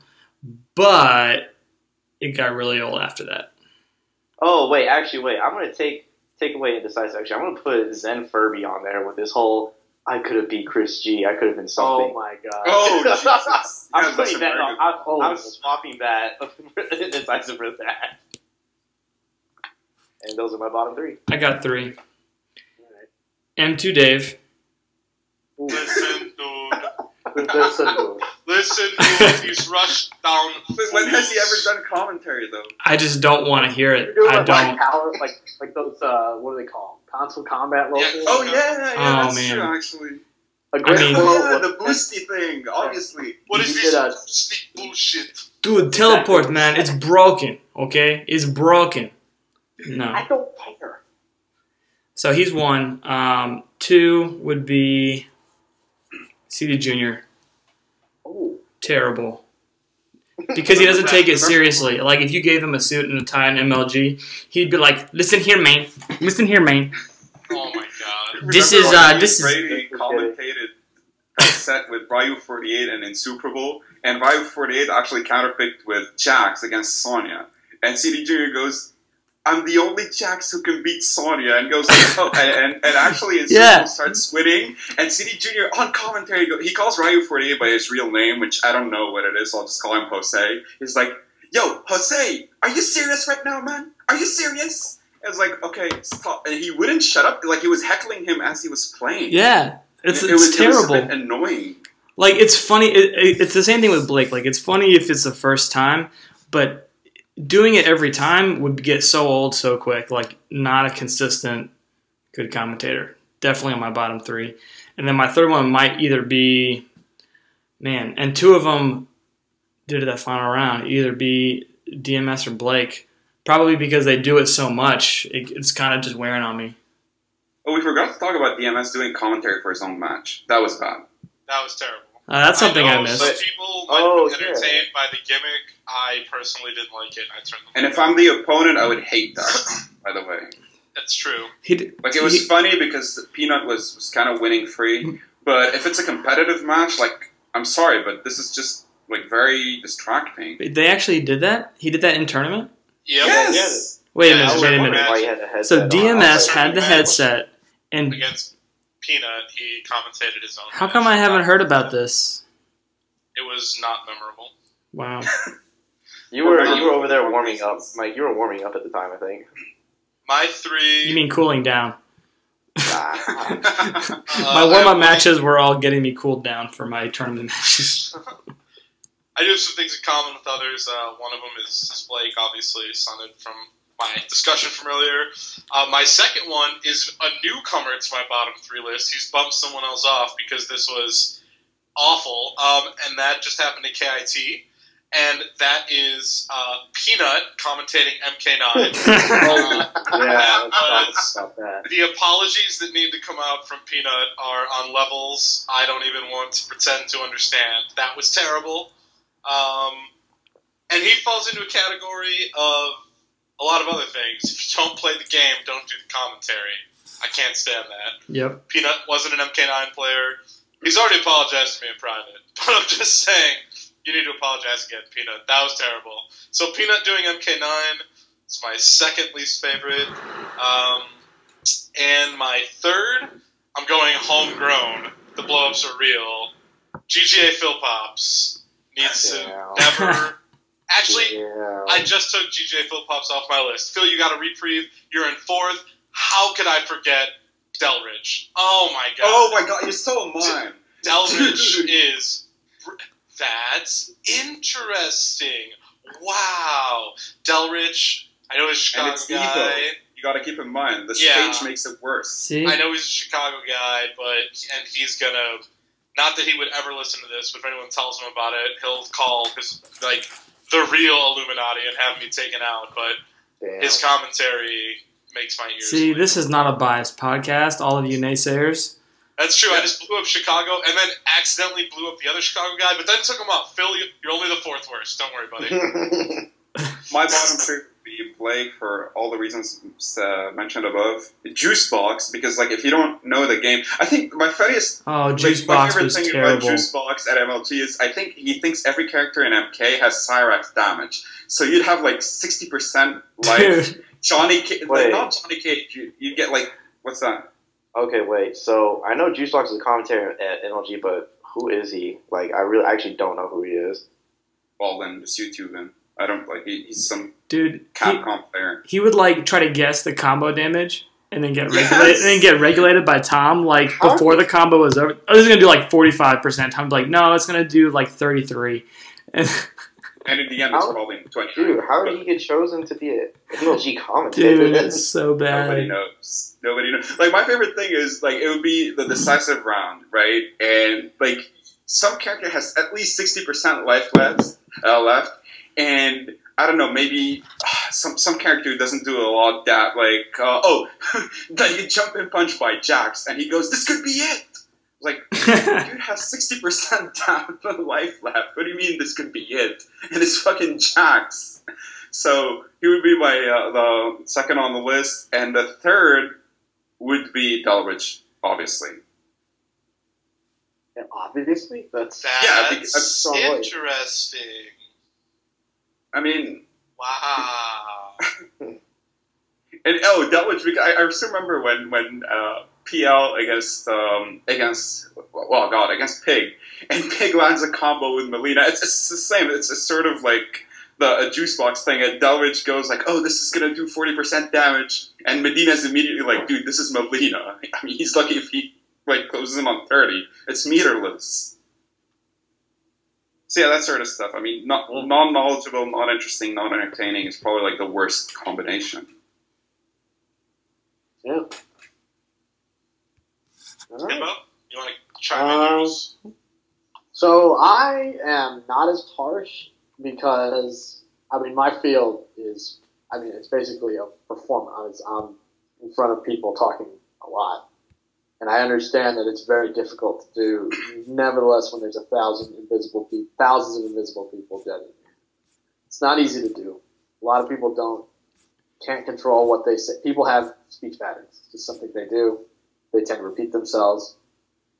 So I understand it's very difficult. So I'm not as harsh on people who get up there and are awkward and just, their jokes bomb. If you acknowledge it, it's fine. If you don't acknowledge it, it's a little worse. But, So I'm not as harsh on that kind of thing. But I will say that one of the things I do not care for is misinformation and very basic talking points. At that point, I think I would have to single out. Unfortunately, a lot of it was done. Performance at KIT. Blake, DMS. Blake was saying that 2-2 command grab with Shazam is free, and you have to push block. Yeah, my god, that killed me. Not true. And that both of them, were talking matchup points numbers, and then the points were like, so DMS, the Superman match is a great example. He talked about how Superman, the zoning, what can he do? I mean, this matchup's just 7-3, I feel bad. Knowing the number, which is ridiculous in and of itself, knowing the number isn't an excuse for actual in-depth matchup talk, or even what's going on the screen. Yep. It's not, it doesn't constitute deep commentary, it's not making, not that you have to, I'm not saying you have to make people think I'm not a snob, but let's give some respect to the viewers and let them think that they know what's going on and that you don't need to repeat a matchup number or just these basic talking points. And I know it's hard. It's not easy. You run out of things to say. I understand that, especially if you've been doing it all day. But I don't. Even in top 8, it was the same deal. It's just basic talking points. Really, just not really interesting. And I don't understand why it keeps happening. It's not. You're going to be quote unquote, main commentator for this game. Please have some respect for the players. Please do some research. I mean, can we talk about the seriousness behind like the commentating role? I mean, you think about the way other people view our games. Part of it is what they see on the screen. The other part is what they hear from people commentating. And it's an important role. I mean, it's something that should not be taken lightly.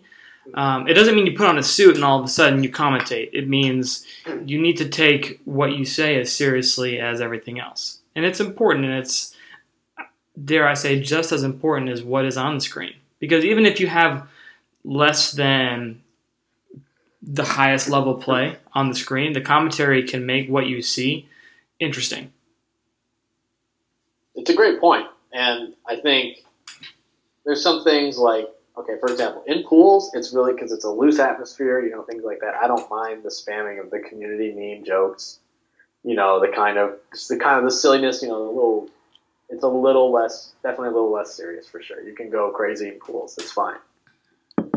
Again, the matchup talk could get a little better, but I'll hold off on that. Now, what is not good is in top 8 when spamming community meme jokes and matchup talk isn't very in-depth. There are already a lot of people watching who probably can't stand to watch the game and want it to be gone. And all you're doing is reinforcing that it shouldn't be there. If it's not, it doesn't have to be professional, but it should sound like you know what you're talking about. You should sound knowledgeable. And I won't say it's not damning to the community's numbers or anything like that, but it's a little bit of a rough look. Maturity is something that you want to achieve.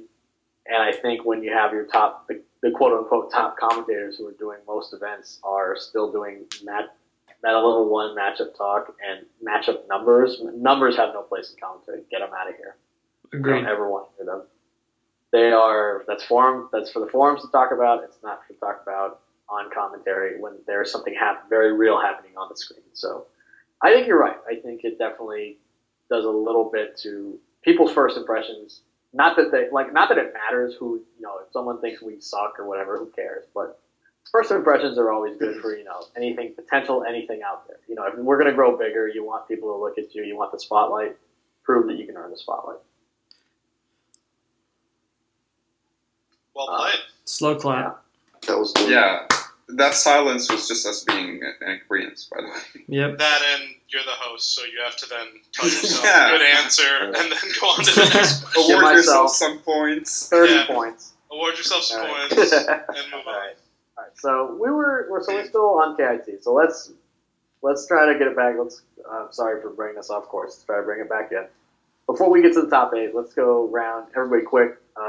Favorite match in pools. Start with Jack. My favorite match in pools, actually, I don't know if this is going to surprise people. I'm not sure, but it was it was actually Limbo Dog versus King. And here's why. One, King started out with Zod, who outside of online, I don't know if Limbo has any experience. He might. I might be selling everyone a bill. I just don't know.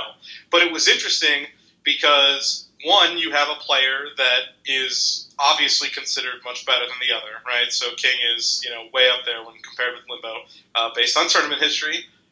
Two, King started out strong, and it was almost looking borderline free. And then you had that reversal that Injustice can bring you, which is so hype, and Limbo woke up after 2 games, sprinted back, played extremely well. And then in the third game, the fifth game, you had the switch to Martian, and King closed it out, but it was close. That was a great match to me, one for the momentum switches, and two for the fact that just the balance, you know what I mean? You're looking at a guy considered top to a guy that most people consider mid-level at best. So I thought that was just really cool to watch. However, that is tied with the hypest turnaround of the entire thing, and that was Max and Revolver. And I know Revolver will be emo when he hears this, but Revolver destroyed Max the first 2 games, and then it looks like Max has some sort of revelation and said, "Oh, I remember how to play Injustice Gods Among Us from the creators of Mortal Kombat. Please pre-buy MKX from Warner Brothers." And he went bonkers, and it was a huge turnaround, and Max storms back. He stormed the gates back 3 straight games. That match was super impressive because of the high level of play. And again, I love the turnarounds. I love when you see one match going one way, one match, you know what I mean, and then all of a sudden it shifts another way, and the back and forth. It was great. Those 2 matches were they're tied for my favorites of the tournament. Like Digit HomeLee. Yeah. All right, speaking of HomeLee. I didn't want to say it because HomeLee had me already. But I'm not bad. I'm emo. Okay. Favorite pool matches. I got a tie as well. I definitely think all of Darkfire's matches was really good. He was the online Zatanna player that everyone just knew. Oh, he just did good online tournament. He came down to his first major and he did really good. He beat PL twice actually, sent the losers, and then eliminated him. And then he also eliminated Fly, I believe, right? No, he beat me. PL is the one who eliminated me. Okay, yeah. He played extremely well. He choked a bit when he played. He choked pretty hard when he played against Biohazard, though, and then Bio took advantage of that. But I enjoyed all of Darkfire's matches. He did a really good job. Darkfire was really good. Yeah. And then my next tie would be Honeybee versus Saltface and Wild Cowboy versus Saltface. Because it was funny. Thanks for that. Why was it funny? Top tier. Why was it funny? Because Saltface stormed out saying, I made top 8 KO, you can all hold that. Okay. He did, Okay. though. But, I mean, to that credit, though, Honeybee and Wow played really well in those matches. It was very entertaining. All right. And those were my favorite matches. Okay, my favorite matches were, well, there were two. Max and Revolver. Everybody was burying Max in the stream chat, so it was cool that he clutched it out, especially because I'm not blowing up Max or anything here, but while everybody acknowledges that he's, great, clutch hasn't always been something associated with him, so, it was cool to see him running it back. The other match that I thought was pretty tense in pools was PL against, what's his name, the Satana player? Darkfire. Darkfire, yeah, obviously the losers finals in pools. That's pretty cool. I mean, PL with his day one Batgirl. It's not a day one Batgirl, but he played it as if she was day one. And say whatever you want about Zatanna being a bill or not, but she's pretty exciting to watch. She's pretty, it's a cool character to watch.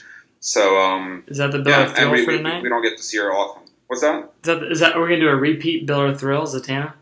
Nope. No. Oh. I don't think anything's changed, by the way. Okay. I agree. Fly, since Hippo's not here to host the show, would you like to list your match? So So first of all, my favorite matches of pools were the ones that I won. Oh, okay. If that counts. Oh, okay. No, Very cute. one would. It's funny because my pool was the very last one, and I had KI earlier in the day, and so when I got to the venue and then I played KI and then I got back, I was warming up for my pool. I didn't watch a lot of pools, so I didn't see a lot. I'm gonna go with some of the top 16 matches that I saw. Like one of my favorite ones was Merc versus Jupiter, because Jupiter won 3-0 and that was tight. Wow, you're holding out grudges. No, I'm not holding grudges. I just, there's rivalries. We can't admit there's rivalries. Come on. There's rivalries. He outplaced me, but it was satisfying to see Jupiter beat him. I helped Jupiter train the matchup a lot, so, that was satisfying. But other than that, yeah, I'm gonna say some of the matches I won other than that one. So those are my two. All right, well, that was insanely bad. What? How was that bad? What was bad about it?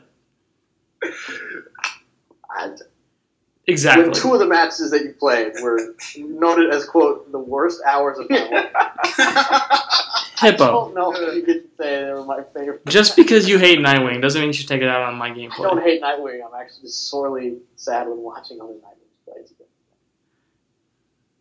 All right. Well, I won't take points, but I won't add it. Oh, good compromise. Thank you. I agree. I disagree. That was sarcasm, so now- but you don't like sarcasm, so whatever. I'm a huge fan of sarcasm. What are you talking about? That was an internet lie. Yeah, this is lying on the internet. This is all sarcasm for me. And forget you guys. I'm done. Is this like the spinal sarcastic troll? Yeah. Dude. Are you Is that thinking right now? He can't wake up. That's Spinal's weakness.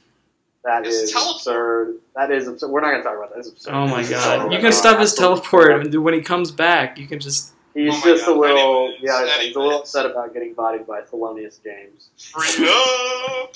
Dude, combo is broken. So top 8. Same thing. Go around. Let's get some of the best matches. Let's start with HomeLee today. Ooh, all of Ducky's matches. Oh, Ducky's matches were all insane. Young. His defense is insane. His footsies are insane. His walk And I speed... actually wanted him to win. His matches were all super hype. The kid is insane, man. Like, I played him later on in casuals, I got bodied.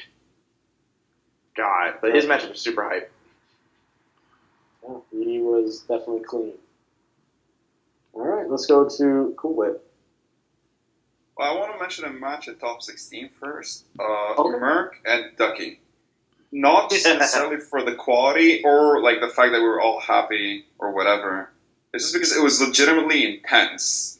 And it was mainly made by 16-bit, just popping off in the background, so it created all the hype. What did that look like to you on stream? Because I saw it in person. What did it look like? Everybody was going apeshit. Like for once, not even a single person, not even the biggest like contrarian, positivity, red fists, whatever, were like, oh, this fool needs to shut up, he's distracting them. Not everybody was like, oh my god, this is so hype, this is so tense. It was super tense though. Like That's even awesome. Katana Prime on commentary was like, wow, my heart is beating so fast, I'm nervous, I don't even know why.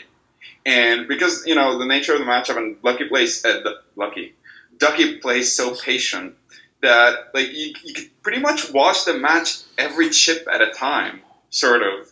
And the pop-offs made it, honestly. So it was pretty like 16-bit yelling finish him and Ducky turning around and nodding his head. But then actually Merc won that game, so it was like, oh god, is he gonna make the turnaround? And then the usual. Let's just call the Nightwing supporters, even though that's not exactly why they were rooting for Merc. We're like, oh, yo, dude, if Merc runs this, makes the run back, which is, it's true. If he had made that comeback, it would have been quite epic. So that match is probably my favorite of the tournament, just as far as, hype goes. The funny thing about that match was at the end, it wasn't streamed because the camera didn't catch it, but when Ducky won, he stood up and did the whole nutty in your face motion right in Merc's face. It was pretty funny. Oh, the camera only actually caught him shaking hands. We didn't get to see that part. Gosh. Yeah, he actually nutted in Merc's face pretty much. It was funny. Dude, Ducky wouldn't stop talking about how upset he was that camera didn't catch him doing it. I'm upset, guy. I wasn't gonna mention it, Eric, but since you did, we might. I have to bring something to the table. We'll stamp. So that would be my favorite. So that your only. In top 8, and honestly, it's basically what HomeLee said. Like watching Ducky, I think that whole top 8 actually reminded me of. Remember in MK9, early 2013, when Cowboy went to SCR and Denzel and Tyron, and everybody was super sharp, and you could see the evolution in the game. How everybody's legitimately playing the game super clean, great footsies, great conversions, everything. That's what it reminded me of. Everything in top 8. Pig had a great. He had a great quote. He said that Honeybee can convert a flash fart into a 60% combo. And in Injustice, it's not as easy in MK, because in MK, anything you convert and you dash and you do dash jab with some sort of character specific variations. But converting into optimized combos, maybe not optimized, but legitimately damaging combos off of very situational hits, that's pretty impressive, and it makes a difference in the end. I thought Honeybee was playing very well throughout. Ducky, everything he did in top 8, that set with Cowboy, it's pretty intense. I love his patience. I love how he understands, because you dissociate him with zoning and laming it out, but I love how he understands when he needs to go in and get some jump-ins, because, Raven makes you block, so he recognizes that. He understands when he can actually dash in, jump in, pressure, maybe throw, and then, sneak back out again, wait for a trade, and zone. So I love seeing that about him. So pretty much everything he did in top 8. And I think we got to give Jupiter credit for how insanely on point he was throughout top 8. We're talking about that tournament. It was so awesome. Nobody mentioned a thing about the winner yet. So unless we were getting there. We were, but okay. Good on you to mention that. All right. And then I think, did we get to, Fly or Jack? I don't think I went yet, but as far as ahead. top 8 goes, I don't know. I think Jupiter's matches, like Coolwhip said, he was playing ridiculous, just out of his mind.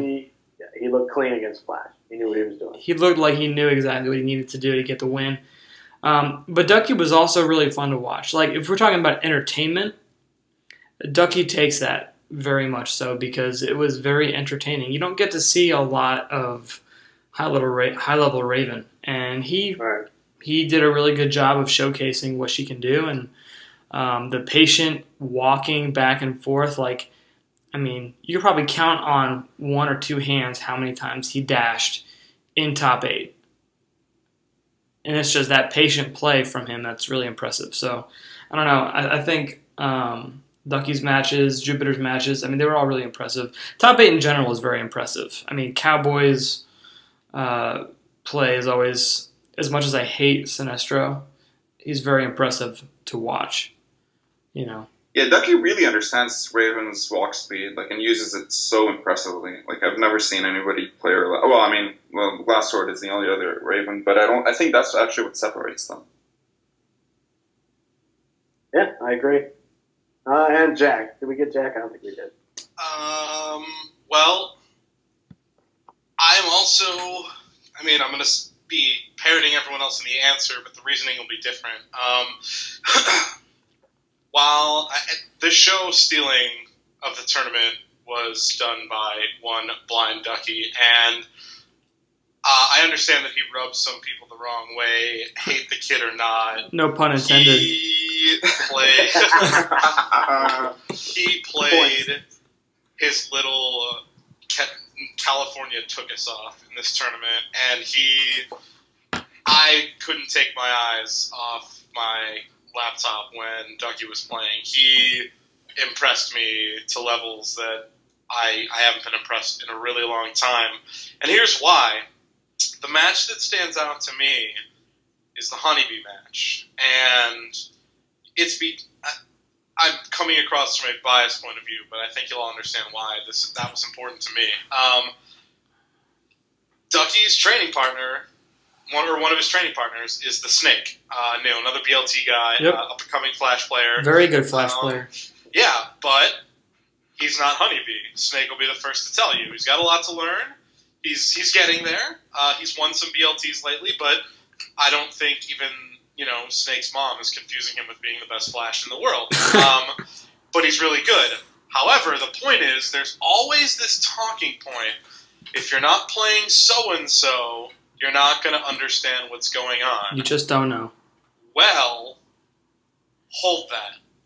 Ducky learned the Flash matchup from the Snake.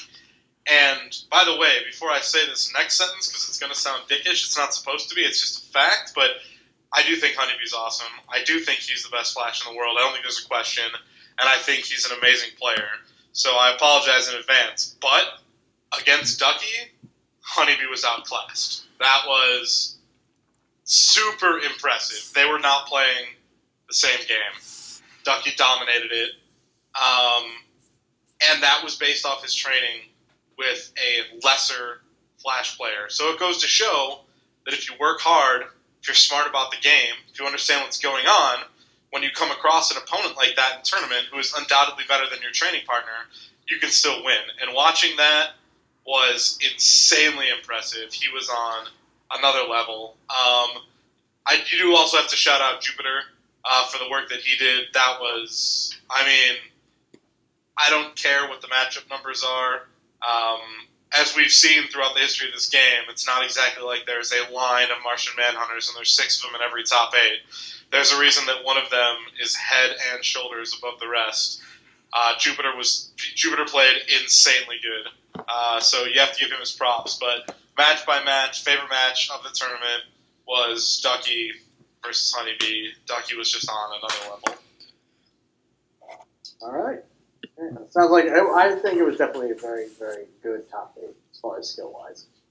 Yeah, the level of play was pretty high. You want to know what makes me the most emo out of everything else is that this tournament might be the last tournament where everybody is focused on one game and at the highest possible level for their character in the current meta. Until MKX drops, do we have anything else coming up? I'm not really sure. What other... Final round. Before MKX? Yeah. That was in March. Final round. Oh, yeah, it is in March, isn't it? It's actually a bit of backup. I should know that because it's in my backyard. I apologize. Can you please apologize? I just said I apologize. No, you said it's a backup. No, I said I apologize. That's in my backyard. Check the tape. Check the tape. I agree. We're agreeing. We're in agreement. For the people listening live, you can text For the us folks in. at home. Yeah. So anyways, yeah, I feel like, I don't know, I still feel like that though, because people are going to be getting ready for MKX. I feel like this is one of the tournaments where a lot of people are putting most of their tournament success, and maybe it's just me that was doing this and failed. So they're putting a lot of their tournament success based on KIT, which is a really fantastic representation of the entire NRS community. I'm hoping Final Round can be something like that, but I don't know. I feel like from the vibe I get from TYM recently that KIT might be the big last hurrah. Is that true, or am I just making things up?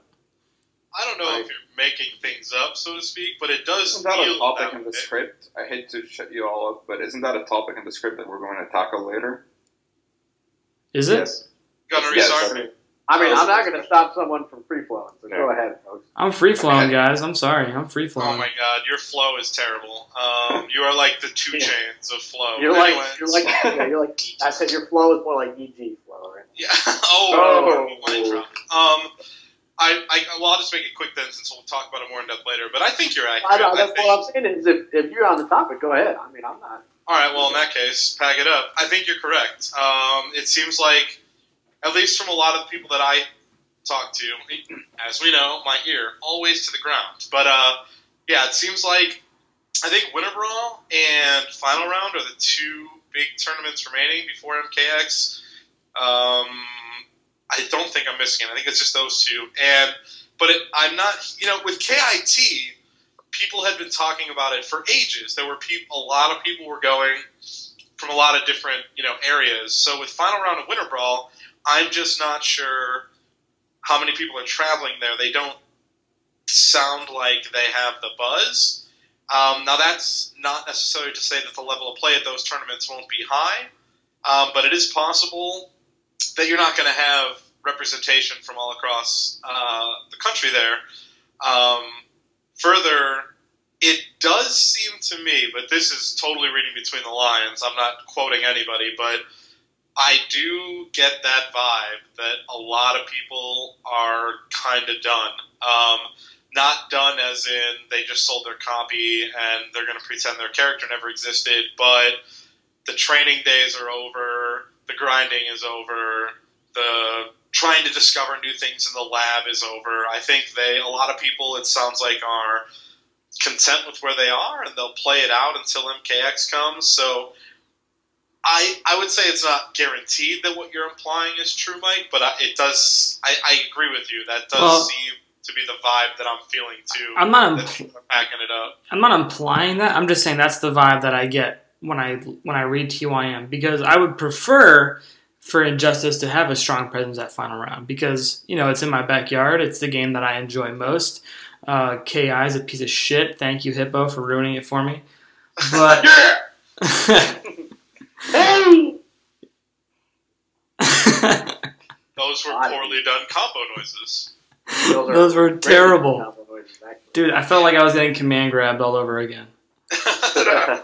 So I have a question for you. Oh, go ahead. no, I'll just say I would prefer for Injustice to stay through Final Round and have a good presence. So let's. Well, based on what I was hearing from KIT, after the pretty much the pools were over and tournament was over, I went up to Bit and I was like, hey Bit, is it cool if we play some games before I decide to quit this game afterwards? And Bit said, I kind of had that same feeling. I kind of don't want to play this anymore. Dag had the same feeling. A lot of players felt like KIT was just the last place for them to go play Injustice seriously. Well, I kind of agree with you guys. I don't have much to add about that, so I'll ask a question. I want to include Hippo in this.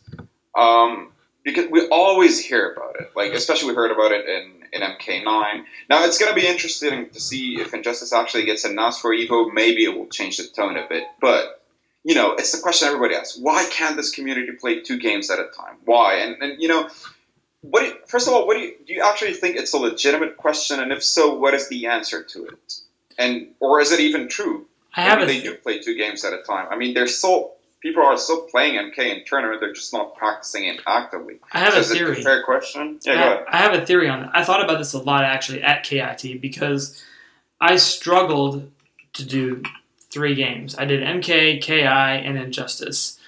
In MK, I went 0-2, which I'm really upset about. Almost more upset than I am about Injustice. Stay free. Free, so free. But playing 3 games at a tournament is tough. I can't imagine how people that play at a high level, like, your Chris G's, your CD Juniors, your PLs, they play, 4, 5, and 6 games at a tournament, and they do decently well in most of them, right? It's hard. It's hard to do that. So for NRS games, I think you have a higher percentage of casual players than you do professional players, if that's the right lingo or words to use.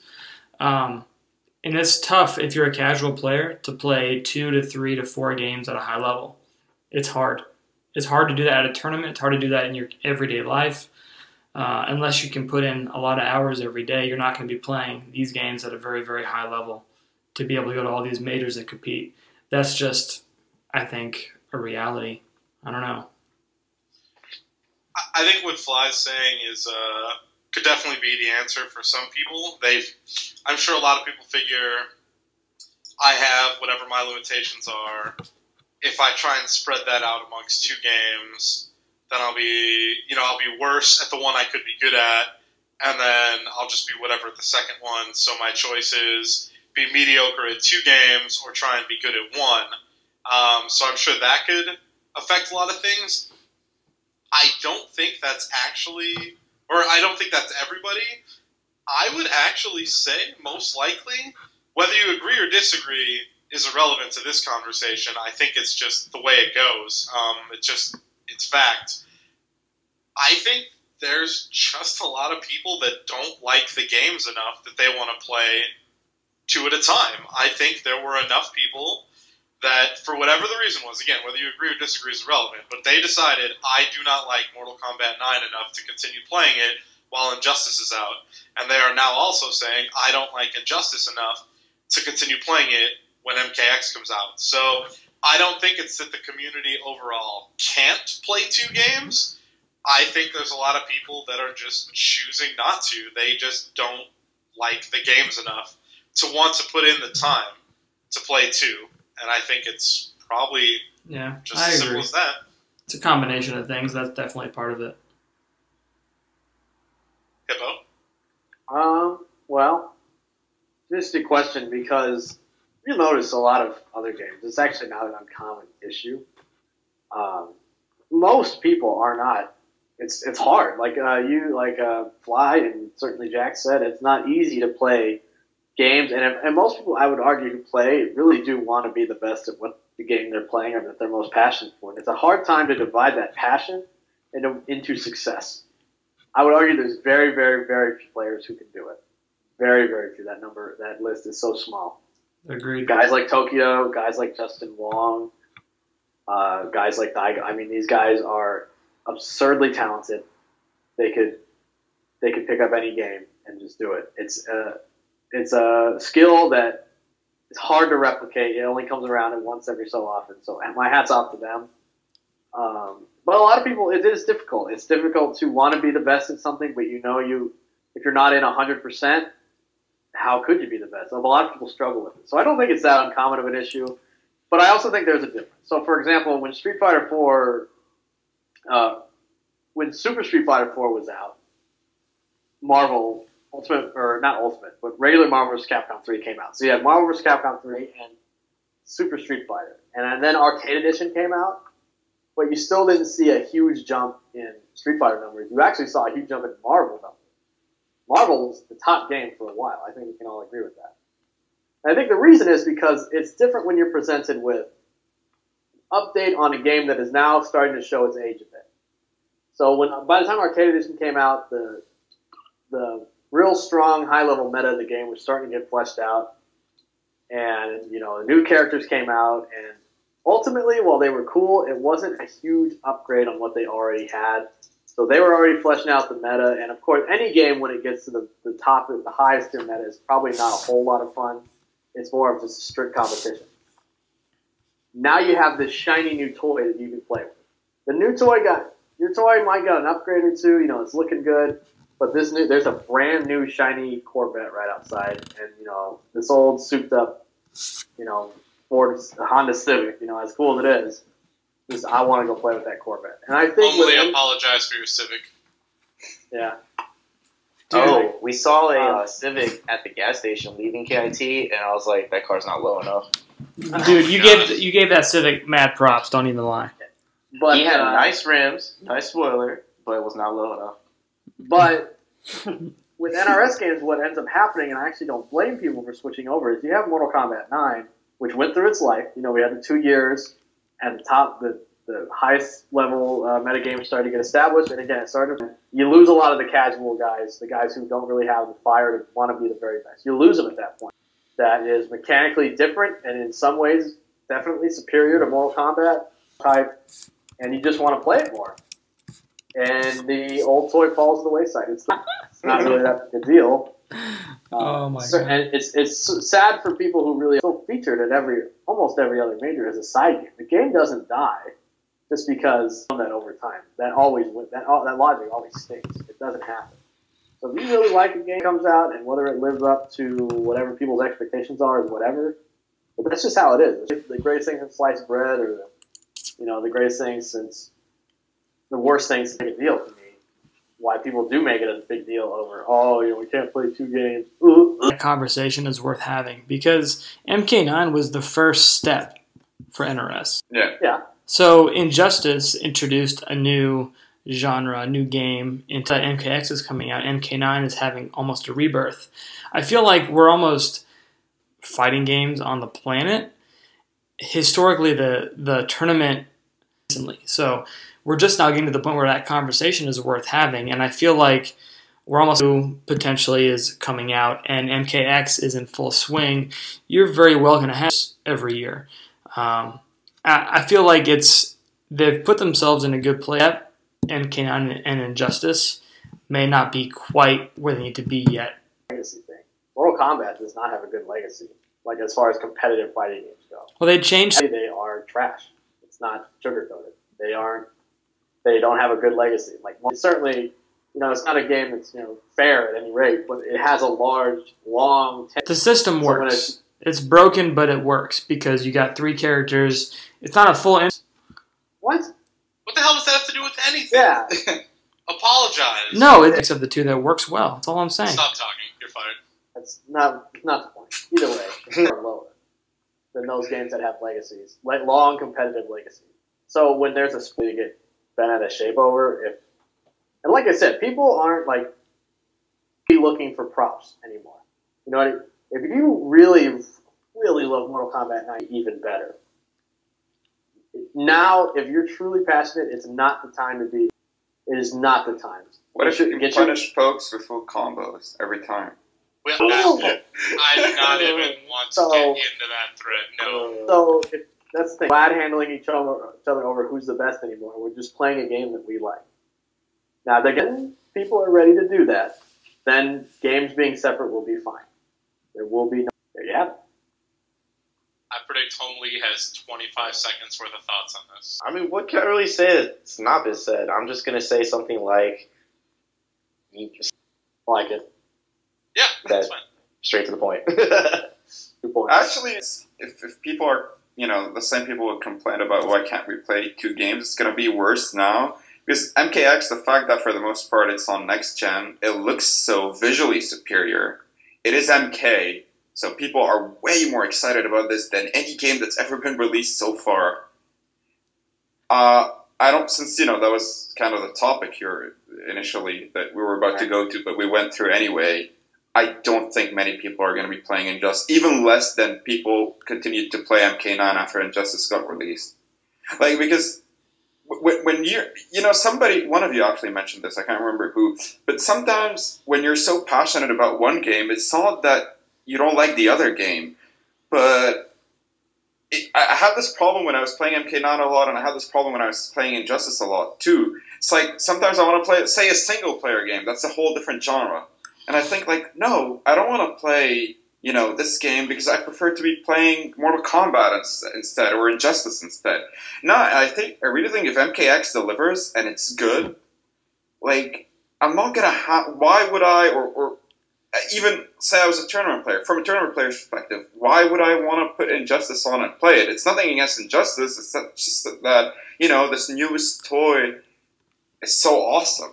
that I'm still learning about it. It's not established yet. It's exciting. I'm discovering it still. I think ultimately that's what it boils down to. Now, there are other reasons, many people touch on this, like, MK9's balance, who would want to still play these shit matchups or whatever. But I do think this, even though we always talk about how a lot of characters can compete in Injustice, and it's definitely true, the shitters can still compete, let's not overstate Injustice's balance. I'm not saying it has shit balance or whatever, but still, if you're maining a shitter, you might have, if that was your attitude in MK9, you're going to have the same attitude now, too. Like, why do I want to keep grinding out these bad matchups when not, the props aren't there anymore, not as much is at stake or on the line. So, that's my thought. Right. Yeah, like I said, I agree with where it's hard to divide the passion. It just is. And some people when you ask them, it's hard to put it into thoughts correctly, but that's what it is. I think it's just a passion that you don't necessarily have for the other game, but you do for the other one, and it's not a big deal. I think not a big deal. So that was good. That was a topic that I did have, and I'm glad that you guys brought it up naturally. It means we got a good flow going. I like it. Quick points recap before we move on. Fly and Lee both have 15. You guys are hanging in there. And Jack and Whip have 18 each. So it's getting juicy. Unrelated, I want you guys to know there's a commercial for CougarLife.com on my TV right now. How do you feel about that? I am looking forward to some if I don't respond for the next half hour, I'm making my profile. I apologize. Oh, you should actually make a Saucy Jack, too. It'll actually work on that website. That's true. Yeah, that serial killer charm. Jack the Ripper. Last thing to say about KIT before we move on. This podcast certainly had a lot to say about who might have something to prove when we get to KIT. So now that we're afterwards, who do you think proved the most at KIT, and who do you think still might have something to prove in what's left of Injustice? Let's start with Cool Whip. Well, I'm sorry. Only Jack understands why I'm laughing. Anyway, the thing is, all right, let's start. Who doesn't have something to prove? We have to say it. It's Jupiter, I think. First of all, he's the winner. He won. Secondly, Jack, stop doing what you're doing, please. It's distracting. Well, it clearly wasn't. It wasn't distracting for Hippo. Jesus. I don't know if you guys. Wait, hang on. I don't know if you guys noticed. They call me Mr. Reason. I am very composed. Are you? Why don't you check the show log, aka the Skype chat? I've seen it. I'm Mr. Reason. Jack, you could have done what you wanted to do by now already. So I didn't realize that this is what was going to happen. Go on, I'm fine.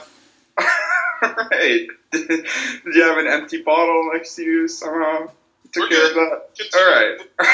All right.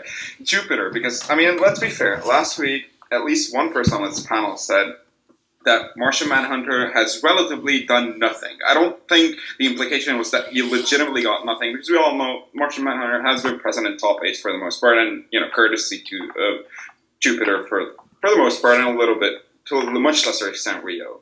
But, I don't know what that says about Martian. Definitely the early talking points about, how he's going to ruin the game and dominate the game were certainly not proven true. But as a character, he's finally won his big one. Because, a lot of the talk was Jupiter was mainly winning. And by winning, I'm not saying winning, making top 8s. I'm saying actually winning, getting first place. Mainly on the East Coast, who knows how he would do against outside competition, because he didn't win MLG, he didn't make top 8 at EVO. Well, now he won. If he had critics, he answered them. Not only that, it's not just about Martian, it's about him. He gets this game. He's awesome at it. It's pretty obvious watching him play. He's always been really good, but I think, he's hit his peak. He won the big one. If tomorrow the game is just banned, not played ever, Jupiter would be a top 5 player in this game's history, in my opinion. Maybe I need to give it more thoughts, but, just preliminary thoughts, I think he belongs there. So he definitely doesn't have much to prove. Ducky and Cowboy, they obviously not to the point that Jupiter has no longer anything to prove, but we talked about it before the tournament. at least I did. I said, like, both are great. They've proven they're really good at this game, but they need a top 8 showing here to just cement themselves, and they did that. So I think those would be the 3 players that are just kind of like, it's pretty obvious they're there. And Forever King. And Forever King, for the most part, is present in every top 8. So. Yeah, I know I said the same thing about Martian Manhunter, and I said the same thing about Ducky. My hat's off to them, literally and figuratively. Congratulations, fellas. You have proven me wrong, so good for you guys. Very strong showing from both of you. Is there anyone you think still might have something to prove? Oh, well, Merc, because he keeps saying he has something to prove. I mean, he's setting those. The problem is, I think by the time he actually makes top 8 with Nightwing, it's going to be far too late. Well, maybe not far too late. It might be too late. I don't actually. You know what? I don't want to take away credit for something that hasn't happened already, and we don't know. But if he's saying he still has something to prove, then yeah, I would say Merc. And I do say that. Okay, I'll say this. We're an unbiased podcast. Everybody knows my GTA love. I think Max is a phenomenal player, but I think this talk about him being the best Bane. Even though skill-wise, I might agree with it, results-wise, say Biohazard is the best Bane. And we go by results, and all of us have to, results are results, so we gotta get props there. Right. So it's something to prove. If he doesn't care, then, whatever. Right. Alright, that's... Let me see. Honestly, I didn't really think anyone had to prove anything. In my opinion, like, they didn't have anything they needed to prove. 16-bit was there. Ducky, I mean, I would say he proved the most. Probably Deg. He proved that majority of the way he can get there was Zatanna. Going off Illuminati, he's still going off and stuff like that. And you lost, to every Illuminati member at KIT, right? Yeah. Apparently, Jupiter is with him now, even though I'm pretty sure Jupiter is getting high and does not care. And I actually disagree with the whole Max thing, though, because we were going around the table saying, like, who's top 5 Banes, top 5 Batman, stuff like that. And we got to the Bane players, the agreement that Max was the better Bane player. Wow. Oh, no, I mean, as I said, honestly, it's legitimately insane, but I'm just saying we gotta go by results. To be honest, I don't think either of them care that much. They're improved to me right now. I'm just saying, for the sake of the discussion. I'm sure Max has an admirable attitude. Very chill, unless you're Raleigh Jackson. But man, we're all good now. Now when community comes out stronger. By the way, nobody's falling for bad crap and whatever. Like, I'm sorry. This is the biggest piece of garbage getting community yet. Although because they're trying to prove this point. This podcast thread has not been made yet. So after he got eliminated. So let's move on. Oh, really? Okay. It wasn't honestly the blow. Let me just ask you one question. Was it deserved? Because I can take it if it's deserved. And they were talking about how I got bodied. Okay, let me put it that way. Merc outplaced you, and that's kind of what they pointed out. Nobody said, like, oh, you're such a fraud. I'm not saying the criticism was harsh. I'm saying it was there. That's fine. I make my bet out. Like, yeah, you talk shit, and then, you accept the consequences. You have to popping off. Well, that's on him. He can make his own bed. That's on. Oh God. Oh God! Stop. Cupcakes. You're gonna have. I don't know. Starting with -15 for saying that. That could be next week. That could be 6 months from now. Episode. Just saying. That's fine. I don't need to win this episode. I'll come back and win it sometime in the future and hold road to hoe. You gotta hold it together, sir. Well, you just need to understand when your arms are too short to box with God, sir. Oh, man. Oh my God. You need to understand that you need to read the Skype chat from time to time. I'm so mad at you right now. You want to piss? You do it. Jack. I'll let someone answer first. You go. Jack, when you wrote that, I actually got up and took a piss. Just saying. Oh my God. Unbelievable. Anyway, well, since we're answering this question, and then now I'm just going to go take a dump. I'll be gone for half an hour. Thank God, we might actually get someplace. Hey-o. Okay, Ducky proved, whether he had anything to prove or not is debatable, but he proved that he's awesome, and everyone can hold that. Jupiter proved that he is awesome and doing it outside of his backyard, so that's tight. HomeLee proved that he can't do combos, so that's embarrassing for all parties involved. Fly proved that he's bad and can barely handle Cruiser in the Nightwing mirror. So Thank that's you. bad. No, okay. Thank you. The first two I did mean. The blow-ups I did not. The real, you still have to prove it as far as I'm concerned, has to be Merc. And here's why. This is Training Wheels 2.0. When PL made his legendary Training Wheels thread, it's top 3 or bust and all that nonsense. And then he didn't. PL got blown up, as he should have, because that's what he said. And it's fine, and we've all moved on, and it's great. Merc has essentially done this. He didn't make his own thread. He just popped off about it wherever he could elsewhere, and he got bodied. He didn't place. Not only did he not place, he got wrecked in tournament by the guy he talked the most crap to. Further, he's the one forcing this Killuminati nonsense on everyone, and the Illuminati passed him around like a hooker on Nickel Night. I mean, I really... he's going to have that. He won't apologize for it. He's going to continue popping off. But, I mean, and he outplays Fly, and Fly is... See, and that's the difference. Fly is holding that. Fly's like, I talk trash, I got bodied, I'll hold that.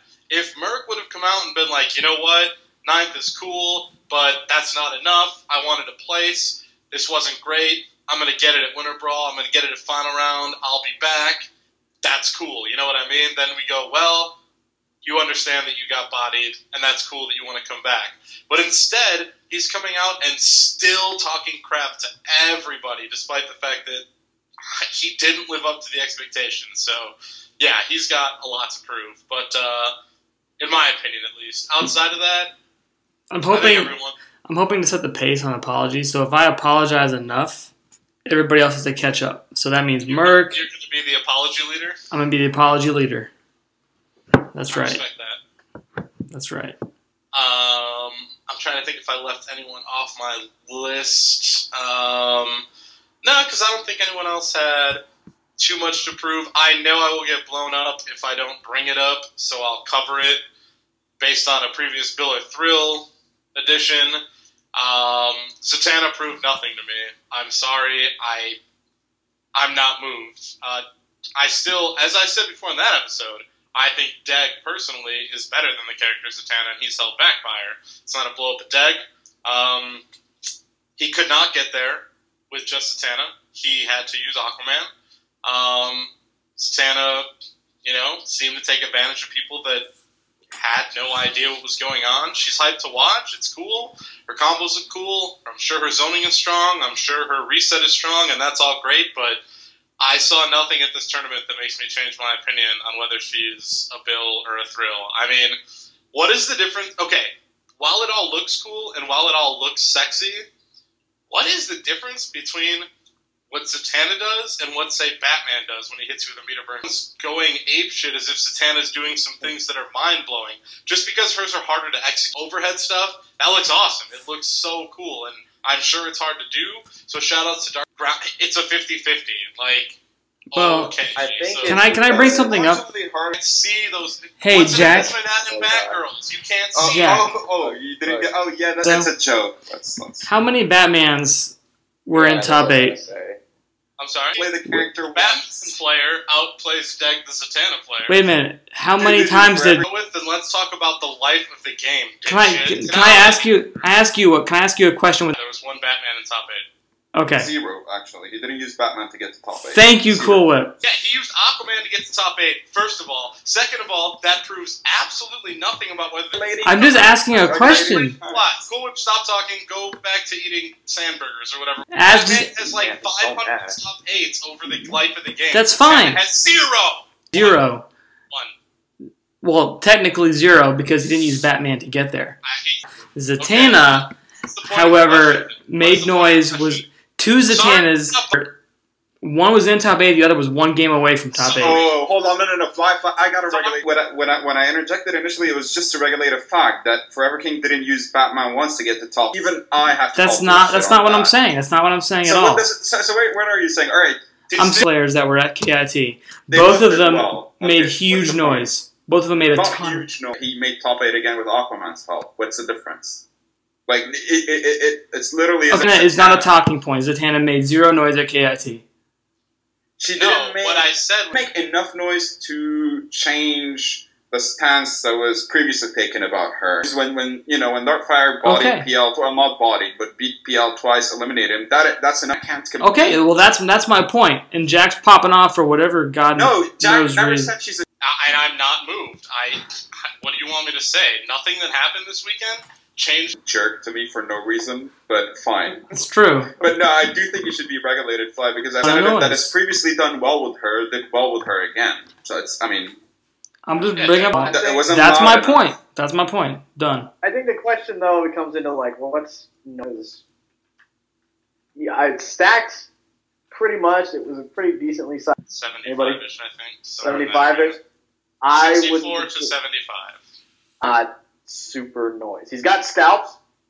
The Darkfire dude. He got something. Let's call a spade a spade. Like, how many of those scalps were a result of people not having any idea what? Darkfire. I thought it was good. I mean, it is what it is. He yeah. had a Let's great be fair to tournament. him. Yeah. Yeah, and this weekend proved nothing to me that would ever make me change my mind about. Absolutely was completely outclassed by another, probably about which, like all her flaws just got were shown in that one match in top 10. Right. Oh God, he was giving a random example. No, it's a separate point. It's a separate point, but it was based on that. That's what I was getting at. That's what they call. PL's bad girl. That doesn't count. There were half just because they don't really see her often, and DMS over there popping off. I guess that everyone's like, Are you not moved? Are you not swaying in your opinion? It's awesome. Stands Bill. Yeah. Her swag. I'm not talking about you. I'm just saying, can we all agree on that? I bodied you in the team tournament. Backing down from that at all. You did a huge straw man, though. You took Jack saying, oh, man, apologize. Burn it down. Dude, I'm not going to apologize for that. It's still a valid point. I apologize. I'm just trying to not look stupid. Sympathy. I hate you all. Way, but we love you. So, let us move by one. Start with Cool Whip. He did a little bit of a Ric Flair. That's right, yeah. I emptied the gameplay trailer. I honestly, officially, I am now in this, I'm super excited for the game or whatever, but it's still, ways away. Now suddenly realize, and, characters are finally getting a NAS after a month of unbearable complaining where everybody that makes, even though it was 2 minutes or whatever, it just, everything looked super, everything they do, gameplay-wise, it just looks cool. Kung Lao doing that. Honestly, here's the thing. I never cared for Kitana and MK9. Hated the way the little I've seen from her in that video is enough to get me excited about her. And ending that video with Goro just walking towards the camera or whatever, that shit. Honestly, what else is there to say? Everything looks super. Kung Lao putting his hat on screen looks similar to Batman's Forward 3. Did you see that, HomeLee? I actually did not. Fascinated by the Ip Man punches that I was blinded by everything else in the trailer. Seen from characters that we've already know they exist, like Kotal Khan, just slicing his hand and speaking gibberish. I am not concrete thoughts other than the fact that I am super hyped. Everything looks so gorgeous too. It just legitimately looks fantastic. I'm hyped. Nice. All right. Cool Whip sounds very excited. Let's go to. So first off, I want to point out about the trailer. We can all agree on the music was awesome. HomeLee, be very careful. HomeLee, be very careful when you bring up the Khalifa family. That's all I'm gonna say.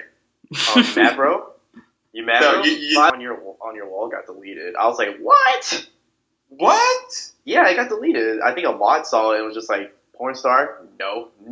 And they deleted it. I didn't link it to porn or Jesus. Anyway, continue. Anyways, yeah, off topic.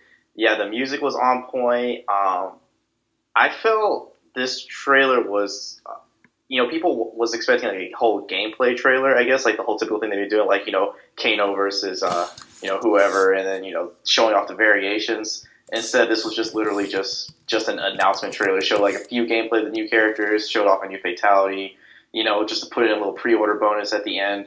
which sparked up the question of should Goro be banned. Pretty crazy. Everything looked very fluid in the trailer. I mean, I can't wait for the game either. You know, I didn't play much MK9, but I plan on playing MKX a lot. That is mighty nice of you. Yeah, it looks nice. Thank you for joining us. I know. But, yeah, I mean, I feel like, although in my opinion, I feel like this should be the last trailer, in my opinion, to show any more MKX. They should just go with it and then just release the full game, because I feel like if you just keep spewing out new videos, you kind of like, you don't have much surprise when you actually get the game yourself, you know? That's why I'm hoping not every character is released beforehand, to be honest. Yeah, I like... Or revealed, I'm sorry. I meant yeah, revealed. I like putting in the game and then go into the character screen like, oh shit, this person's in the game, no way! I agree. It's a lost art. Yep. Is this what excited HomeLee sounds like? Pretty entertaining, I gotta say. Yeah. Alright, let's go to Fly. I mean, the trailer was tight.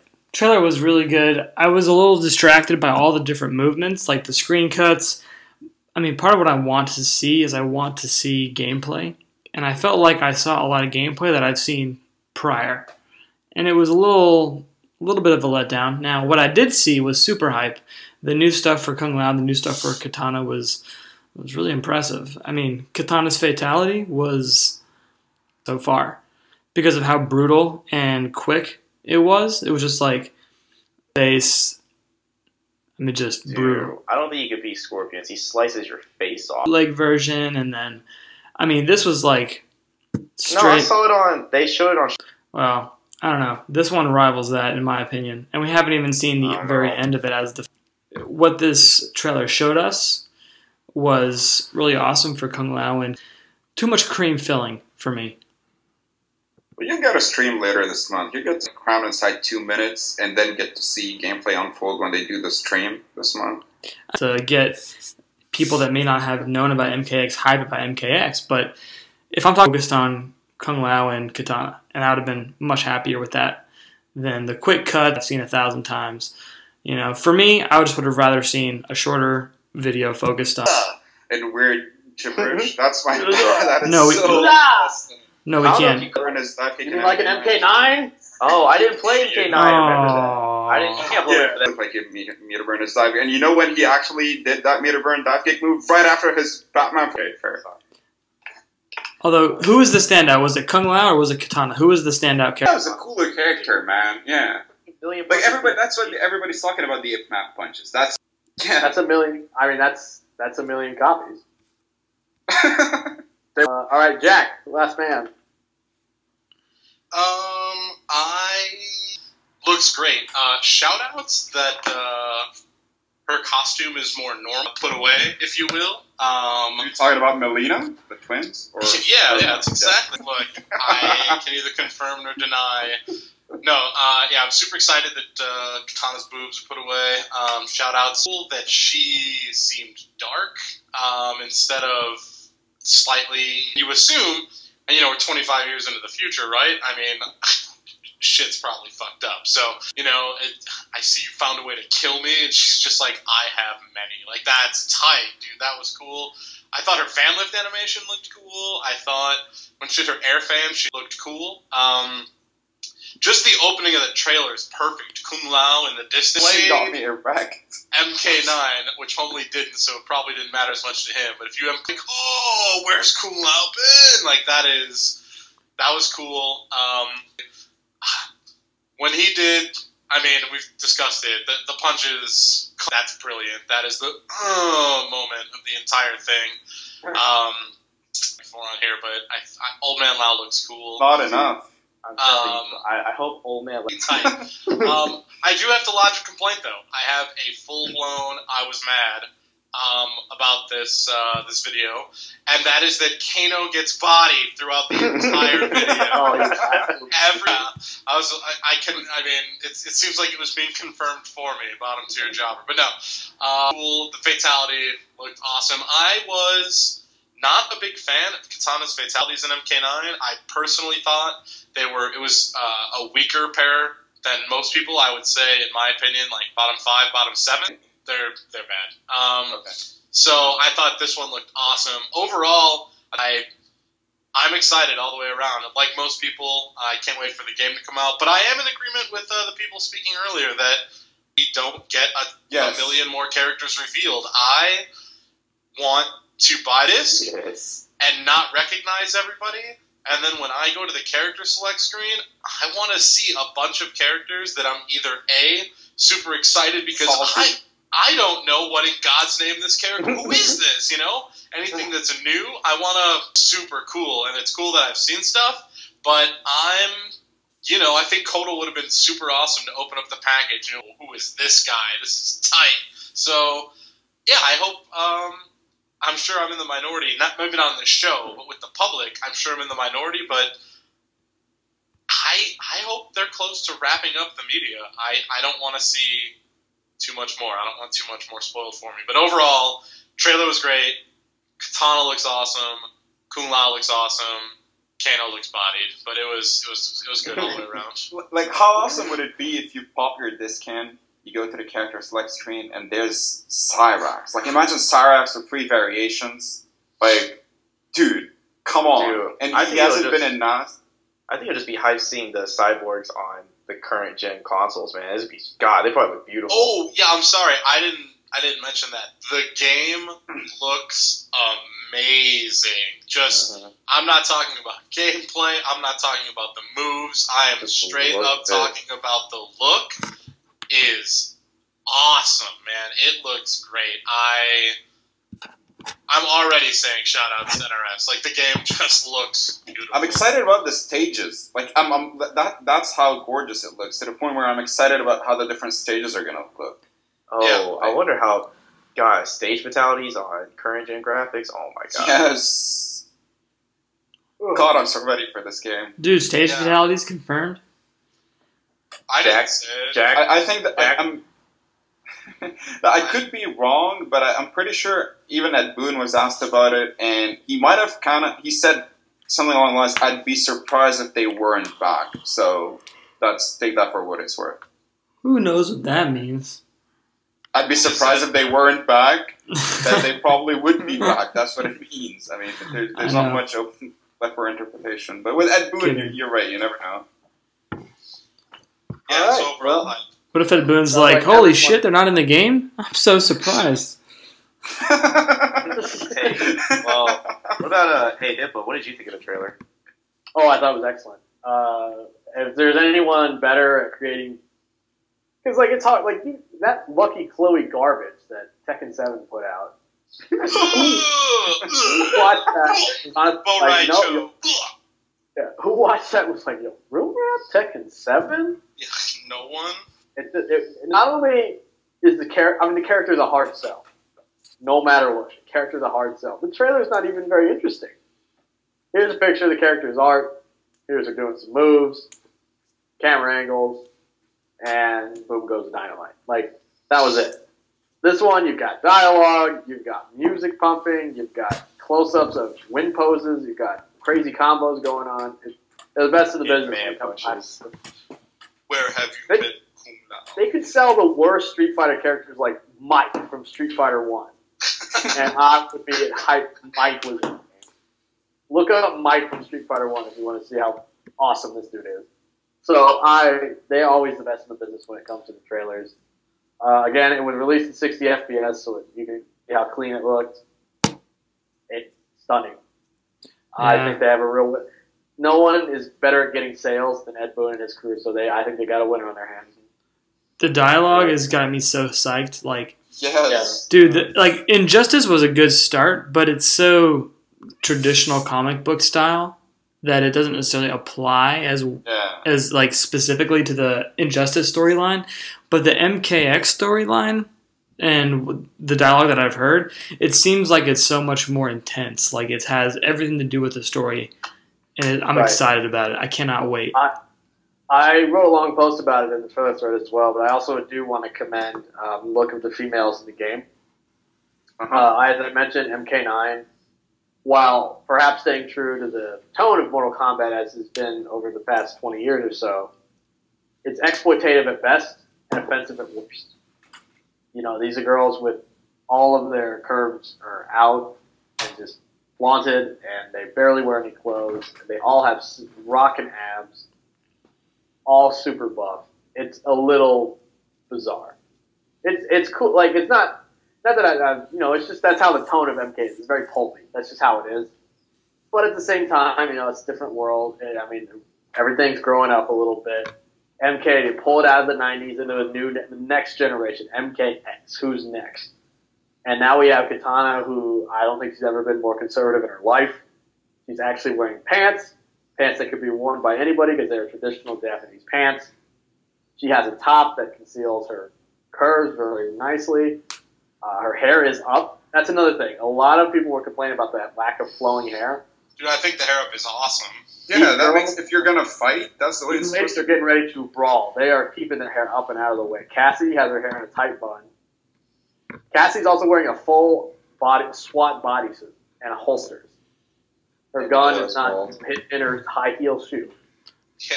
I feel like MK9 was like the teenage years. What's that? It's like MK9 was like the teenage years. You got like Melina and Katana. They're like 18, 19, ready to go, and they're wearing. I also think it was just let's harken back to the golden age of Mortal Kombat, which is also true. Also true. In tone to the style of Mortal Kombat as has been, but I think they are growing up as a company. They have been for many years. I mean, 25 years later, Katana still looks pretty good, though. Let's not. Yeah, Katana. I don't think she's ever looked more feminine. I mean, she doesn't have super rock hard abs. She has, a lean ninja's body, which is what she should have. I mean, she's a Kunoichi or whatever. She's a lean ninja. I mean, it makes sense. A lean ninja. And Cassie, I mean, she's wearing a full armored bodysuit, and her hair is up. You've got Devora, who is just a bug lady, so she's not really dressed in any way that's provocative because she's a bug lady. I'm excited. I think they've really done some work here. I think it's interesting. It's something that fighting games have to be frank, a poor track record of. So my hat's off to NRS. I agree with that. Can we talk about how dark the game looks too? It looks even darker than MK9. The tone is darker. And adding, you guys are right about the dialogue. Just adding that, even though they were basically 2 sentences, just adding them to the trailer is such a subtle touch, but it makes a huge difference. Like, now I'm legitimately super pumped for the story mode. Like, usually when it comes to story mode, I wasn't that excited about it for MK9 because I didn't know it would be that good, just because of, usually story modes in fighting games suck. But that was great. And Injustice, I knew it would be good given what we saw in MK9, but it's still DC. Like, I like DC just fine, but to me, it's not Mortal Kombat. But now, like, I'm legitimately pumped to play story mode as if it's its own single-player game. You know what I mean? So, like, again, they've done I agree. awesome. It looks good. Those little quotes, not much, just enough. It's a big difference. It's enough. It's enough to pull you. Their marketing, they're good at what they do. Their marketing is top-notch. Yep. So it's getting pretty late. So I think we'll call it a day on the round of topics for this time. Final score. Fly had 16 points. Strawman brought him down. Oh, come on. It's a real point. It's valid. Valid. No, it's not. And then Jack had 18. So that means for the last little diatribe, we've got HomeLee and Cool Whip going to duke it out. Oh. That question I posed. Unlikely pair. Yo. That question I posed. Down playing begin. Both of you gentlemen. Fly, this is a sham mockery. It's terrible. Bill or Thrill? Batman. No. Here we Who goes first? Let Cool Whip go first. Cool Whip's going first. All right. Serious answer? Yo, real rap? Yo, real rap? Batman? I hate that. All right. Let's go at it. He's a very well-rounded character. He's a character that, other than the Aquaman matchup, never seems like he's out of options. Like, there's no single bad matchup for Batman that would probably make you go like, oh, dude, yeah, fuck, I hate playing this game. He's got good zoning, he's got a great trade, decent pressure. 50-50 is with a meter burn grapple. It's good. He's well-rounded. But when you get knocked down, or if you don't have trade and people are jumping at you, you do feel like you hate this game sometimes. His wake-ups might legitimately be the worst in the game. I don't care that slide is kind of fully invincible, because nobody gives a shit about being hit in slide to begin with. They either block it or punish, or get hit and punish. So that's fucked up. As far as, 30 seconds block strings, that's a huge build. I don't care. Nobody cares about that. Honestly, nobody. If that's your talking point about Batman, then yeah, you're probably going to lose the game because you're way behind in the matchup. So I'll say this. Well-rounded, good, can definitely compete, but Batman is not good enough to win a major. Not since the game has evolved, not since everybody has known how to fight him. So as far as Batman being top 10, that is a huge bill. Batman's 30-second block string, Time's up! Huge bill. Very good. Should I make my answer the opposite to make this interesting, or You say You what just you answer feel whatever on you- your mind, sir. okay? I actually also think Batman is a thrill. The reason why Batman's chip game is ridiculous. When he's got he's stock fully loaded a meter. He builds meter really fast. When he starts blowing you up with meter batarangs, not to mention they're like plus a billion. He's got a fantastic trade, and the recharge rate is decent. Wake up game's hard, but unless it's something that's ambiguous, blocking, it's you should be able to block. His footsies are above average with the help of back three and trade, but his standing jab and stuff, they're a little bit short limbed. Some of his strings whiff. There are some holes in his strings that people don't take advantage of, and Batman gets away with it. So I think overall, Batman, that when he pressures people, that's what gets to them. Batman's pressure overwhelms them and just makes them play sloppy, and that's why Batman is able to overcome bad matchups. All right. This game's winner is Cool Whip.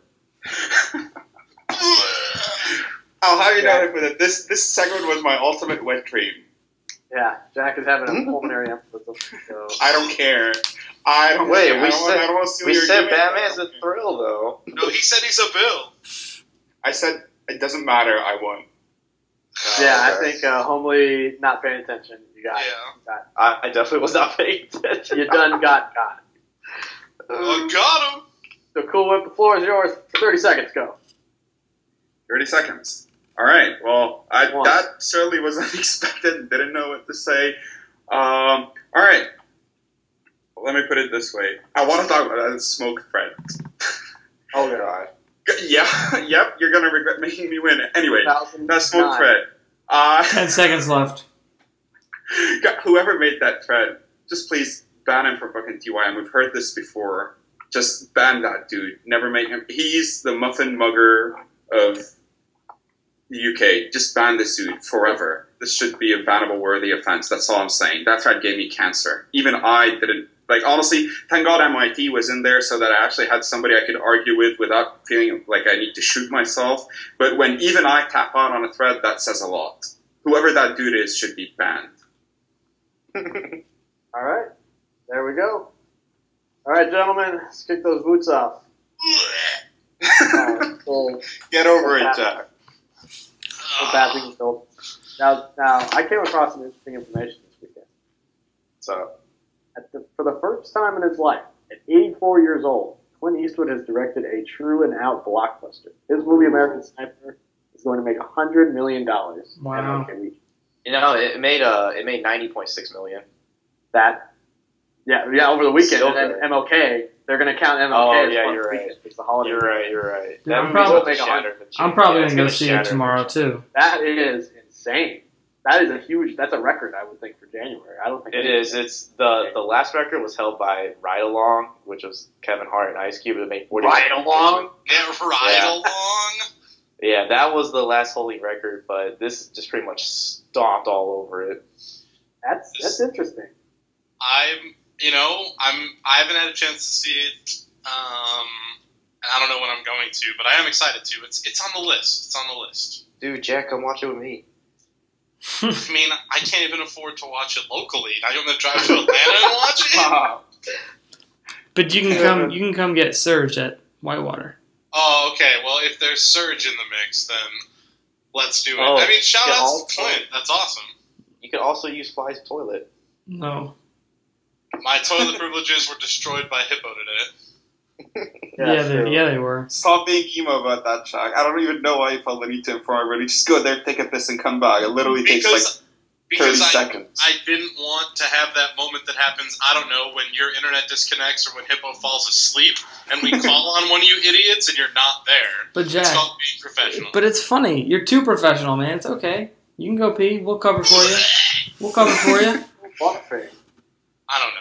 I'm so mad about the Batman downplaying. And cool, Dude. guys, for the wake-ups thing. That was so dumb. That wasn't dumb. Who It is cares? not- Honestly, it is- why would it you is give a fuck not- about... It is not arguable that he has the worst wake-ups in the game. It's not even a conversation. The slide is better than anything that Raven has to offer. It's true. I agree, actually, but no. Hold on. We were like, you gotta understand. There were certain things that were said for the sake of the gimmick. I don't legitimately think he's got the worst wake-ups in the game, but honestly, who gives a fuck about stuff? Do you honestly ever go like, oh, maybe I need to hold block? What if he slides? Yeah, that's how you block and punish it. It's a wake-up attack. All right, fair enough. But if you're a character, well, it depends on the character. As Superman, I understand. I know he can meter burn, punish it. Meter burn. Just meter burn, not punish it. And then you'll end up in the corner. He's like, yeah, I don't even know what I'm saying. But if he's in the corner in the first positions, whatever, I don't disagree. Obviously, I don't think he's got the worst wake ups in the game. Let's be serious. But dude, most characters I can't get punish Hippo slide. what he was expecting, pretty much. But honestly, slide has got to be one of the worst risk rewards wake ups in the game. At least you got to give me that. Most people can't punish slide on hit, like you seem to think. That's also true. Well, That's I mean, that's not the whole reason why it's kind of like, like if I corner myself and I knock Batman down, I'm just gonna pretty much run in and take the slide because he's gonna put himself back in the corner. Like that's the thing. Like if you're Wonder Woman, if you're Flash, if you're like the characters with really good even Catwoman, characters with really good OKs, and Injustice is filled with them. Why would you ever give a shit about slide? I mean? I get it. Slide is not what you would hope it would be. It is not the greatest wake-up attack. When Batman is knocked down, it's a problem for him. Like, I get it. And a lot of characters can abuse it. And thank fucking God he doesn't have a great wake-up attack. Because I agree. Be a disaster. I don't think he's great wake-ups. But Slide still does its job. I think.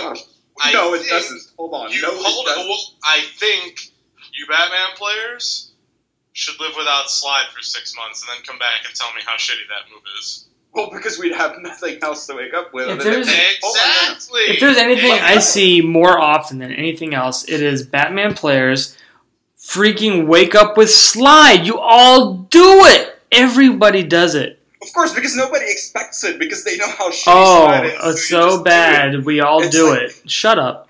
Dude, hold on. Let me say something, just to be clear. I just got regulated by Lord of the Damascus. Get out of here. Dude, don't think Batman last place fly right here. I will admit, back two slide is baroque. Yeah, it is. No one's ready for back two slide. No. If you block back two slide, you're a bad player, straight up. I blocked it before. Or you're awful who doesn't know how you don't know how to react to back to it free, maybe. You suck, you don't know the second hit is an overhead.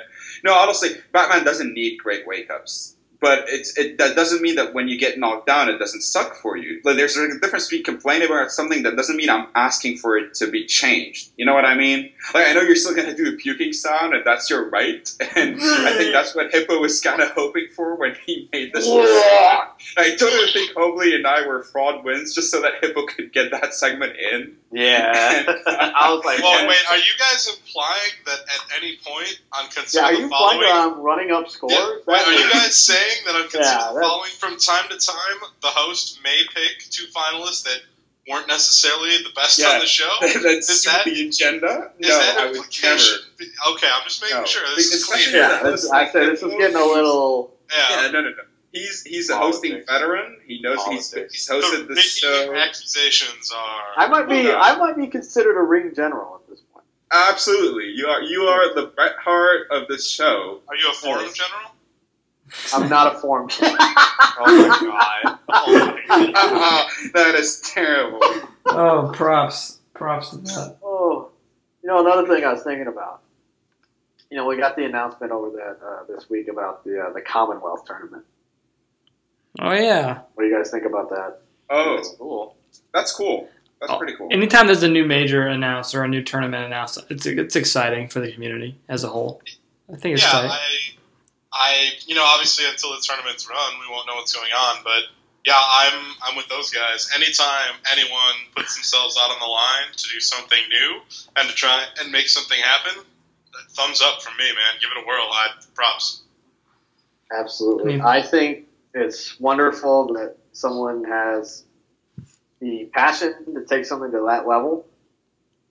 And I'll be the guy if I have to, but as much as I respect his passion and I think it could be very well run, I do think I feel the need to ask where the money is coming from, because I've seen guys who are passionate, who really care and want to make a huge event, and it just gets out of hand. It's too much. It's too soon. There's a great guy named Jedi Rob who used to run tournaments in Arizona. Devastation was an event that was like a pretty strong regional for a time. And in 2011, he decided to make it a major. He bought big money. He bought a lot of space. He got sponsors. Went to 3 days. And it was a bust. The money vanished. He tried everything he could to get it back, but it didn't happen. And, he ended up paying out guys for a long time. Tournament never came back. And I would never want to see that happen to someone again. Especially because these people who we're dealing with, the Virginia people, they're not people. This is not a John Nelson Revelations thing where it's a guy out to make a buck and then split and not pay anybody anything. So let me ask you, Hippo. But hang on, I'm not done. Sorry. I've seen Too Good to Be True thing happen before, so I think before I personally get too excited, I want to know where the money's at, and I would like to hear some early projections about how many people they think will be attending the tournament. Well, when you say where the money is at, are you just talking about registrants? Or are you talking about sponsorship? Or I'm talking about running the events. You don't go from rent, in a university room to an arena in a day. It's not logistically. It's not something that just happens overnight. Like this, that's a huge step. So you want to see some names behind it, like sponsor names that are going to help legitimize. That's what I mean. That's a lot of money. Yeah. You don't just rent an arena for 3 days for a couple people. It costs a lot. He did say it's not the actual arena. We're below it. Even then, it's not. Yeah. I get what you're saying. Yeah. To rent out a hotel room, like a ballroom in a hotel, can cost $5 to $10 grand. And that's not including, because Big E, he's pretty smart about his business. He runs it in the hotel convention center and then gets probably a reduced rate because so many people are checking into the hotel. So he's probably getting a deal out of it somewhere. That's pretty smart business. This is going to be in an arena that people are going to have to go to, so you don't get that extended rate here. And the plans are lofty. He's talking about camera cranes, he's talking about interviews for every player. He's talking about massive, he's trying to put, massive spectatorship. And well, the other thing too is when you start something like this, you can't expect it to be profitable and reproducible easily the first year. So the first year, there might be the intention of going all out and losing money. I don't know, but if that's the case, props to him, and hopefully it gets the attention it needs so that next year it can be a profitable and sustainable major. I don't know. I agree. I think it's important though to start small. Jedi Rob started smaller. Devastation was pretty big size, but it wasn't a huge major until he tried to go big. And even then, after prep, it still just wasn't enough. Now, the concern I have is that MK. Let's think about this. MK at its absolute peak, which would probably be Evo 2009, maybe. Everybody agreed. Yeah. What? Wait, what? Ab- 2009? 2011. Like the absolute peak of attendance in a tournament. 2009 MK wasn't I mean, released. MK wasn't out. 2011. That was Street Fighter. 2011, sorry. Okay. Okay. That was probably the peak, right? Yeah. That's probably Start about 600? 500 and something, yeah. 500 something. So I look at, if it's an arena, that's the main game, right? That's the game people go to that tournament for. I look at the arena and I look at what it would cost to even people lose money on these hotel tournaments because of lowish entrance. When there was money, when there was a big, the big stage and everything like that set up for even MLG, attendance, this is a small community. No ifs, ands, or buts. It's not a huge 1,000 plus people. And while I appreciate that you think you can grow that way, I love it. I love if the people were passionate enough, I'd love for 1,000 people. But the reality is the highest the attendance has ever been is about close to 600. We'll call it a little less than 600. That was one tournament. I don't think there's been a tournament that comes close to that since. Yeah, and that was Evo, not just Evo. any tournament. That's legacy. Evo has a legacy. And Yeah, all the points that you're raising are fair. There's obviously concerns. It's just in my head, maybe I just want to hope. Maybe I don't want to be a negative Nancy. You want to have this bad. It's a tournament for the game that everyone wants to play. That's huge. And also I can't help but just give props for someone putting themselves out on the line for it. Again, I think your concerns are totally legit. I guess I'm just, you can just call me a naive if you want. And you can call me a cynical asshole. But the fact of the matter is Mr. Ockman's putting his neck out there, and I respect it immensely. It's something I'll admit, I don't have the guts to do it. I just don't. Well, so props to him for doing it. He's setting himself up well, though. It's the first tournament of MKX's career. He's scheduling it purposefully to be the first ever major tournament for MKX, which is a huge plus. And it got a good. Does he have a set date on this? I thought East Coast Throwdown was going to be the first one. East Coast Throwdown got moved back to June. Okay. Yeah, I think this is going to be the first one. I agree. That's definitely a good point. I'm just wondering. It sounds like if you're going to have, even if it's not the top part of an arena, it's the bottom part of an arena. I don't think 600 we'll be generous and say let's say at best it gets about above 600. There's no way that's enough unless they're charging the big $60 MLG money entrance. Right. I think there's going to be a big entrance fee because they did mention MLG Productions and that sort of stuff. So I do think the entrance fee is going to be pretty significant. I'm just assuming here. Of course, yeah. And there's no way he didn't think about, I'm going to lose money. Of course, that's probably that's the first thing to think. They probably never even think about that because it's just so obvious. There's no way to get into the black. What was the entrance fee for MLG for the venue? Like $50. I always thought in general venue fees were pretty low. When I first started going to tournaments, I was like, $30, $40 venue fee, that's pretty low. And then MLG was like 50. I was like, okay, well, I guess that's more. But it's supposed to be a better, well-run tournament.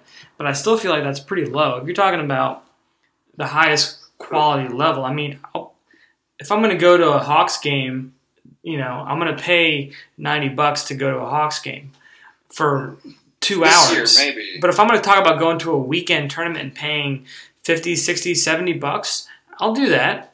That's you have to. I'm saying they have to.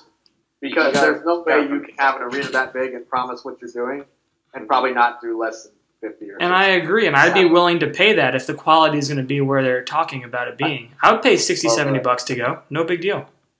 Yeah, Mike, remember though, you're not part of the poverty group of the FGC, man. A lot of people there that complain about $20 entrance fees, man. Well, that's on them. If you want to go to a well-run tournament with good quality and production value, you can't pay $20 for a tournament. Well, that's what I'm saying though. The huge fee it's gonna hurt people because then they got to pay for the hotel, they got to pay for transportation. It's just gonna hurt. Not everyone has money. Well, that's a whole other point in itself. Well, I don't really think you can really consider that because, I mean, it's the same thing for MLG. But, like, again, the only concern that I have, like, I don't want to see this guy. I want to see this guy succeed, absolutely. Yeah, we all major just Mortal Kombat X. At the same time, though, I look at how MLG had the exact same thing, and I mean, what was the biggest MLG? 100? Yeah, pretty low.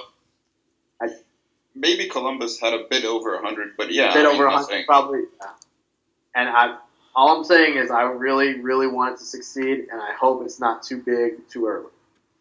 I mean, the money in MLG, though, isn't just in the entry fees. It's in the advertising. There's other things involved. And when you get to that level of business for, viewership, like the StarCraft and all that stuff, the money is not made in the entry fees. It's made in other ways. So, yeah. I mean, there's a whole other echelon of tournament and viewership that you can get to if you can get to that quality production value, which if what Mr. Aquaman is saying is true, then it's not out of the question for that to be considered, especially if the sponsorships are there to overset the cost. So, I don't know. Right, yeah, you're right. You're right. I think that just goes back to my original point.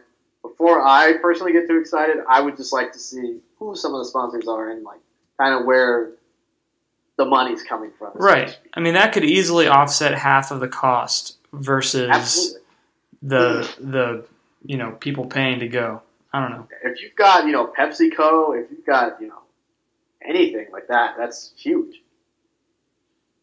If indeed it is. I mean, we won't know, and it's still a ways off. I mean, when is he going to announce it? He said it's going to be a couple weeks still.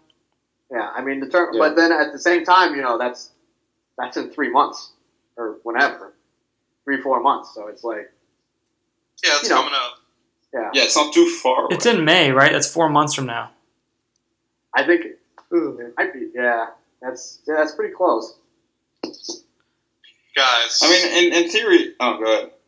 No, I was going to change the subject, so go ahead. Oh, just go ahead. I said, all I want to say is, like, in theory, it sounds amazing for our community. Like, if this actually works out as well as it possibly could. I'm not talking about it doesn't work out as in, there were, delays before the pool started or something like that. But, that goes for any tournament. But, financially speaking, if it's not a VXG, basically. Yeah, I mean, you want to see, and again, I'm going to preface this again. I want to see these guys succeed, absolute 110%. I don't want them to have to go through a simulation to what a person like Jedi Rob did. I think if good anything, intentions that just got too lofty. If anything, this should just be a courteous,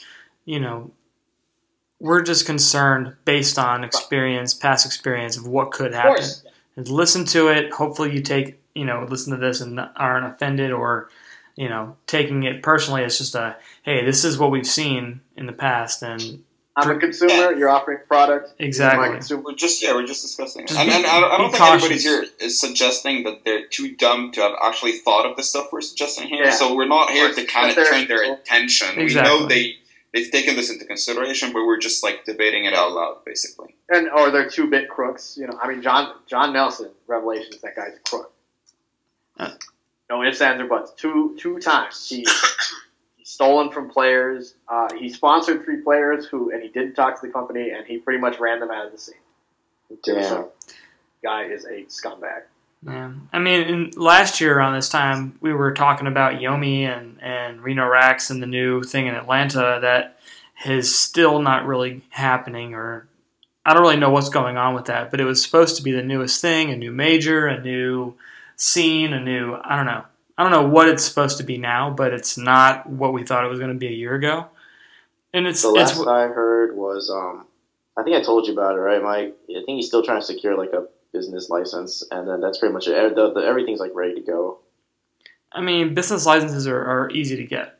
I don't know what the deal is, but at the end of the day, things that seem really good on paper take a little bit more work to get fleshed out and to get everything going properly for. So I don't know. I hope everything works well with this. I think it's a huge benefit to the community. So props if they can get it moving.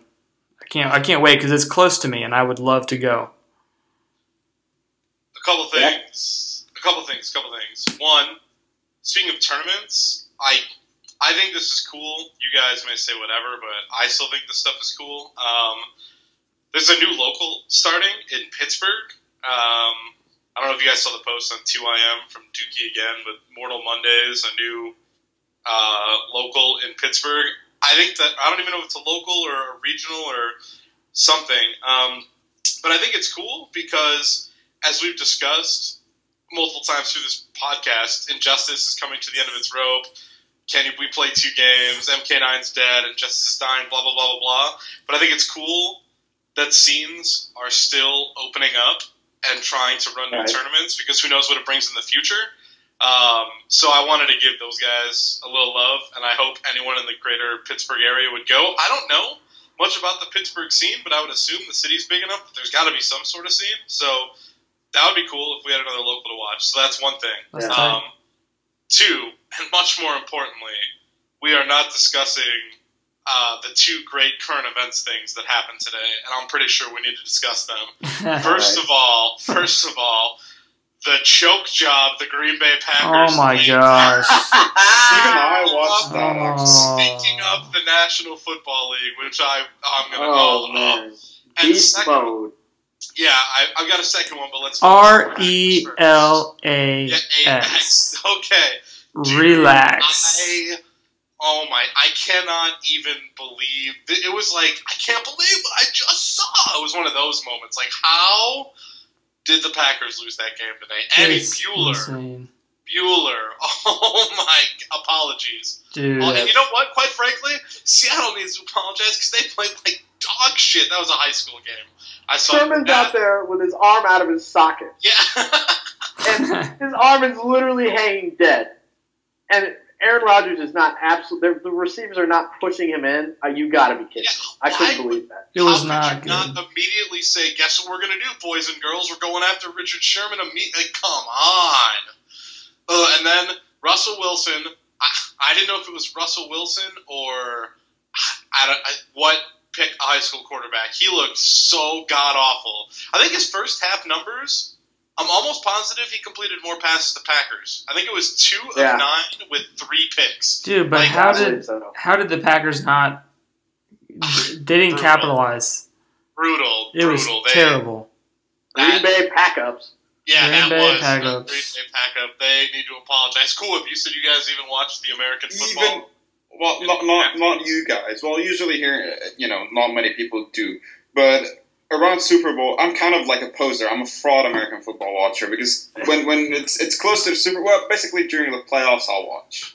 But I'm not like I don't have investments in any team or anything. Actually, it's funny because if you put a gun to my head, I'd say the Packers just because of Brett Favre back in the day. So, yeah, but it's not like I'm not emo they lost or anything. I was actually laughing my ass off because even I recognized what a choke job that was. I mean, you got to remember, you might not because you're not super invested, but this is the team that in Seattle quite recently, 2 years ago, had the Fail Mary incident. I mean, this is... Oh my gosh. The Seattle Seahawks are officially the Packers masters, and the Packers have to hold that. The digit to your HomeLee, if you will. Oh, wow. Oh, man. I'm sorry, Eric, I can't comment. I'm sorry. I have too many masters. I'm sorry. You're good. That was current event 1. Current event 2, I had a breakthrough today in my life that I'd never had before. Ooh. You realize that the Bulls are overhyped this year? No, you watch your whorish mouth. Dude, the Hawks. I watched... Dude, yeah, I wanted... Okay, go ahead. I watched MMA. Like, sat down and watched you for more than like 2 seconds or whatever. Because I'm always been a fan of the sweet science. I'm a boxing guy, but much like MK9, boxing is dead. So I was like, okay. Some people were yelling at me that I had to watch it. Conor McGregor, this drunk Irish bastard who is as cocky as Ducky, is popping off constantly. He bodies this guy, then he Did you see the aftermath? Yeah, then he jumps out of the cage. His next opponent is sitting in the stands. He gives him the throat slit with his thumb, gets in his face and starts yelling at him. comes back into the ring or into the octagon and starts cutting a WWE promo in the interview. Too bad, much like Emperor Merc, he's when he actually does face Aldo, he's gonna literally be forced to his knees because Aldo will kill him with leg kicks. And hopefully, unlike Merc, he'll have the decency to apologize, because I'll say this: if that fight happens, I have one word to say about it: cupcakes. I've heard. Obviously, it's the first time I've watched. So I don't know anything. I have been told that the champion will body him free. We'll kill him. Well, However, maybe not free, but well, I mean. It doesn't even matter. It doesn't even matter. This guy cut a WWE promo on this guy. He went ape. Dude, I suggest everyone just look up after the fight. And by the way, he sent the German he was fighting home in a body bag. He freed him the fuck up. That was definitely... I actually liked his opponent, not his opponent who lost, Aldo, the champion, how he was just laughing the whole time while the other dude was giving him... it was super... that sort of stuff, that's what gets people hyped. I mean, Exhibit A, Ken, who never watches MMA, just tunes in because he's heard about this badass Irish dude who's killing people, right? He beats his opponent. He gets in his future opponent's face, cuts a promo, and now Ken, I guarantee, if he finds a job by then, will buy the pay-per-view when these two fight. Yeah, not a question. I'm not. Otherwise, I'll send you a link to the illegal live stream, but be careful because Zuffa lawyers might show up at your doorstep. But I mean, that's fine. But for anyone that doesn't watch MMA, because I never did my whole life, anytime I caught 2 minutes of it, I would fall asleep. Conor McGregor, I don't even care if I told Coop this earlier today before the show. I don't even care if he's good or bad. He's entertaining. He is... cocky doesn't even describe it. He's literally... They're like, what about this guy? Bodied. What about this guy? Free him up. What about this guy? 10-0. He's just, I will murder everybody. You know who he reminds me of? Early circa Kerbalicious. He's sort of this troll who's bodying people online. Now that he steps in, when he finally steps up in competition, we'll see how he does. But yeah, I think he's a breath of fresh air. You should watch next month. Well, actually, it's at the end of this month. Maybe next month. Anderson Silva and Nick Diaz. You'll enjoy that too. I heard Anderson Silva's leg got turned into spaghetti. Yeah, that was a year ago. Now he's returning finally. But it's true. It was a fatality, basically. X-rays. Yeah, it was like an X-ray. Honestly, that's what it was. It was an X-ray. It looked terrible. Jesus. Like Kano? Like Kano's X-ray? Knife to the femur? Yes, dude. But no, whose X-ray kicks you in the shin and just breaks your... Somebody does that. Sindel. Oh, yeah. Sindel's the elbow. Sindel, it's in the balls, right? Doesn't she, kick you straight in the balls? But then she breaks your elbow. And then she breaks the leg. Somebody kicks the shin. I don't remember who it was. Also, okay, so you know how... This is boxing and MMA. You know how, when they...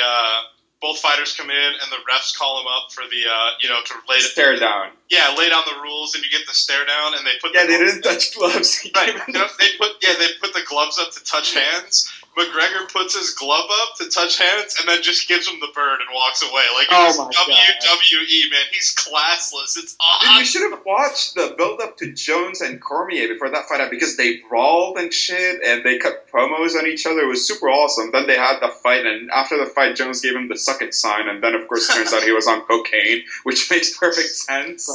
But you should have watched that too. I'm not going to say that I'm going to be a UFC fan from now on. I'm not reformed. I'm still a boxing fan. I wish the sport wasn't dead, but I am. Why can't you play sports at the same time? But honestly, one of my sports is dead, bro. Dude, counter poking and boxing, garbage. My jab's -15. Well, actually, Pacquiao and Mayweather might happen this summer, so if you're not washed up, hold on. Are you serious? That's literally Real Rap 2017, Rio vs. PL. I don't care in 2017. Get the fuck out of here! Are you seriously saying you wouldn't care about Mayweather and Pacquiao? I would care, and I would watch, and I would buy it, but at the entire time, there's no... Okay, how in the world am I going to watch it and not think to myself, God, I wish this would have happened 5 years ago. I agree. I wish this would have happened even 3 years ago. But Oh, they were playing the fight. They were playing the fight. Everyone go watch it. Fox Sports 1. Oh, they were playing it. there's not enough. Oh, right now the McGregor fight. Yeah. There's not enough to suggest that Mayweather is washed up. I agree, he's declining. I don't think he's washed up. Pacquiao, maybe. Doesn't matter. Mayweather would have. Honestly, he was going to body any version of Pacquiao ever. Doesn't matter. That's a terrible matchup for Pacquiao. But Pacquiao, puncher's chance, man. Yeah, well, the moment you're saying puncher's chance, you're kind of admitting that he's the inferior fighter. Still puncher's chance. I will gladly watch MMA when the Lord Punk debuts. I'm excited for that. I am excited to see CM Punk in MMA. Phil Brooks? Phil Brooks. Fly, I know you're always mad about the wrestling talk. Is it okay if we talk about a wrestler who's in MMA? Yeah, it's fine. I started so emo. Okay, It's fine. I'm kind of tuned out. I'm just like waiting for you guys to be done so I can stop recording. The Hawks, you bandwagoner. Like a year ago, nobody would have mentioned, even contemplated the thought of hypothetically watching a Hawks game. Dude. Now suddenly it's like, yeah, if I go watch the Hawks, Jeff Teague and shit, get the fuck out of here. Dude, I live in Atlanta. I don't believe in that team. I live in Atlanta. I have a Hawks shirt. What do you want? Is it a Mookie Blaylock jersey? Yeah, it's for the Kembe Mutombo. It's just a shirt with a little bird on it. Oh, not even an official Hawks jersey. Dude, you should have like 55 Mutombo, and my God. anytime HomeLee comes into your bathroom to take a shit, you go, not in my house. Not in my house. Dude, those commercials are tight, though. You can't deny it. Oh, my God. Let me know when your Steve Smith jersey comes out of the water. Oh. I remember Steve Smith, he was one of the few who would dare talk trash to Jordan and then get bodied. And then get bodied, yeah. But I mean, props for trying it. I like these. For going ape about the UFC when most of the people don't care. But should apologize for the Bulls being frauds because I actually like them and I'm like they're my favorite team in the East and I was like suddenly starting to believe in them, but I don't know about that anymore. It's just a slump. It happens to everyone. It'll be fine. No, I do think they're good. I still think they're the best team. They're still good. They're not the best team in the East. Shut up. They are the best. Well, not right now, but come the playoff, they'll mop up the Hawks. I don't think the Hawks have enough experience. They'll show. Damn, shots fired from Lebanon. We'll see. All I'm hoping is for OKC to get their shit together and make it to the playoffs. Then all bets are on. Jobbers. We got to reel back. HomeLee, how do you feel about all this? I'm on that guys right now. Do you prefer sumo? Damn. Oh my gosh. I think Wow. that's a good spot. That might be a time to wrap this. I think you're right. So before we go out, I kind of have this one thing to say. The other day, some members of this community like to have their fun, like to make threads that are a little provoking, definitely probably a little more, definitely very provoking and sort of, nasty comments and things like that. But I don't think it's in any way malicious, anything like that. So as a forum, it's up to the people the people who made the site have chosen certain people to be people who, moderate everyone else and make sure that they are doing what needs to be done to make sure it's, not harmonious, but no one's getting hurt. So yesterday there was a thread. Nobody's really getting hurt. And a certain individual takes it upon himself to, start poking, and then he uses the powers that have been given to him to abruptly stop, the fun, and then open it back up and say, oh, well, I was trolling, and make constant, jokish responses in the thread. There is a trust between people who have power and people who don't. They trust the people who have power not to abuse it and to make sure that they just do their jobs, if that job is so important, and do it in relative peace and silence. When that person breaks that trust, they are no longer an adult handling a job. They are a child given powers that they don't deserve anymore. And that's all I have to say about that. Shazam. Shazam! That's all I could think of. I'm sorry. All right. Well, you know what? I thought this was a good episode, gents. It's good to be back. Good to be back. Back in the saddle again. Thank you for All your right. really fair question. Congratulations, My- cool my, whip. my very young year. That was a year in waiting. I agree. All right, so we will see you guys next week. Everybody, peace out.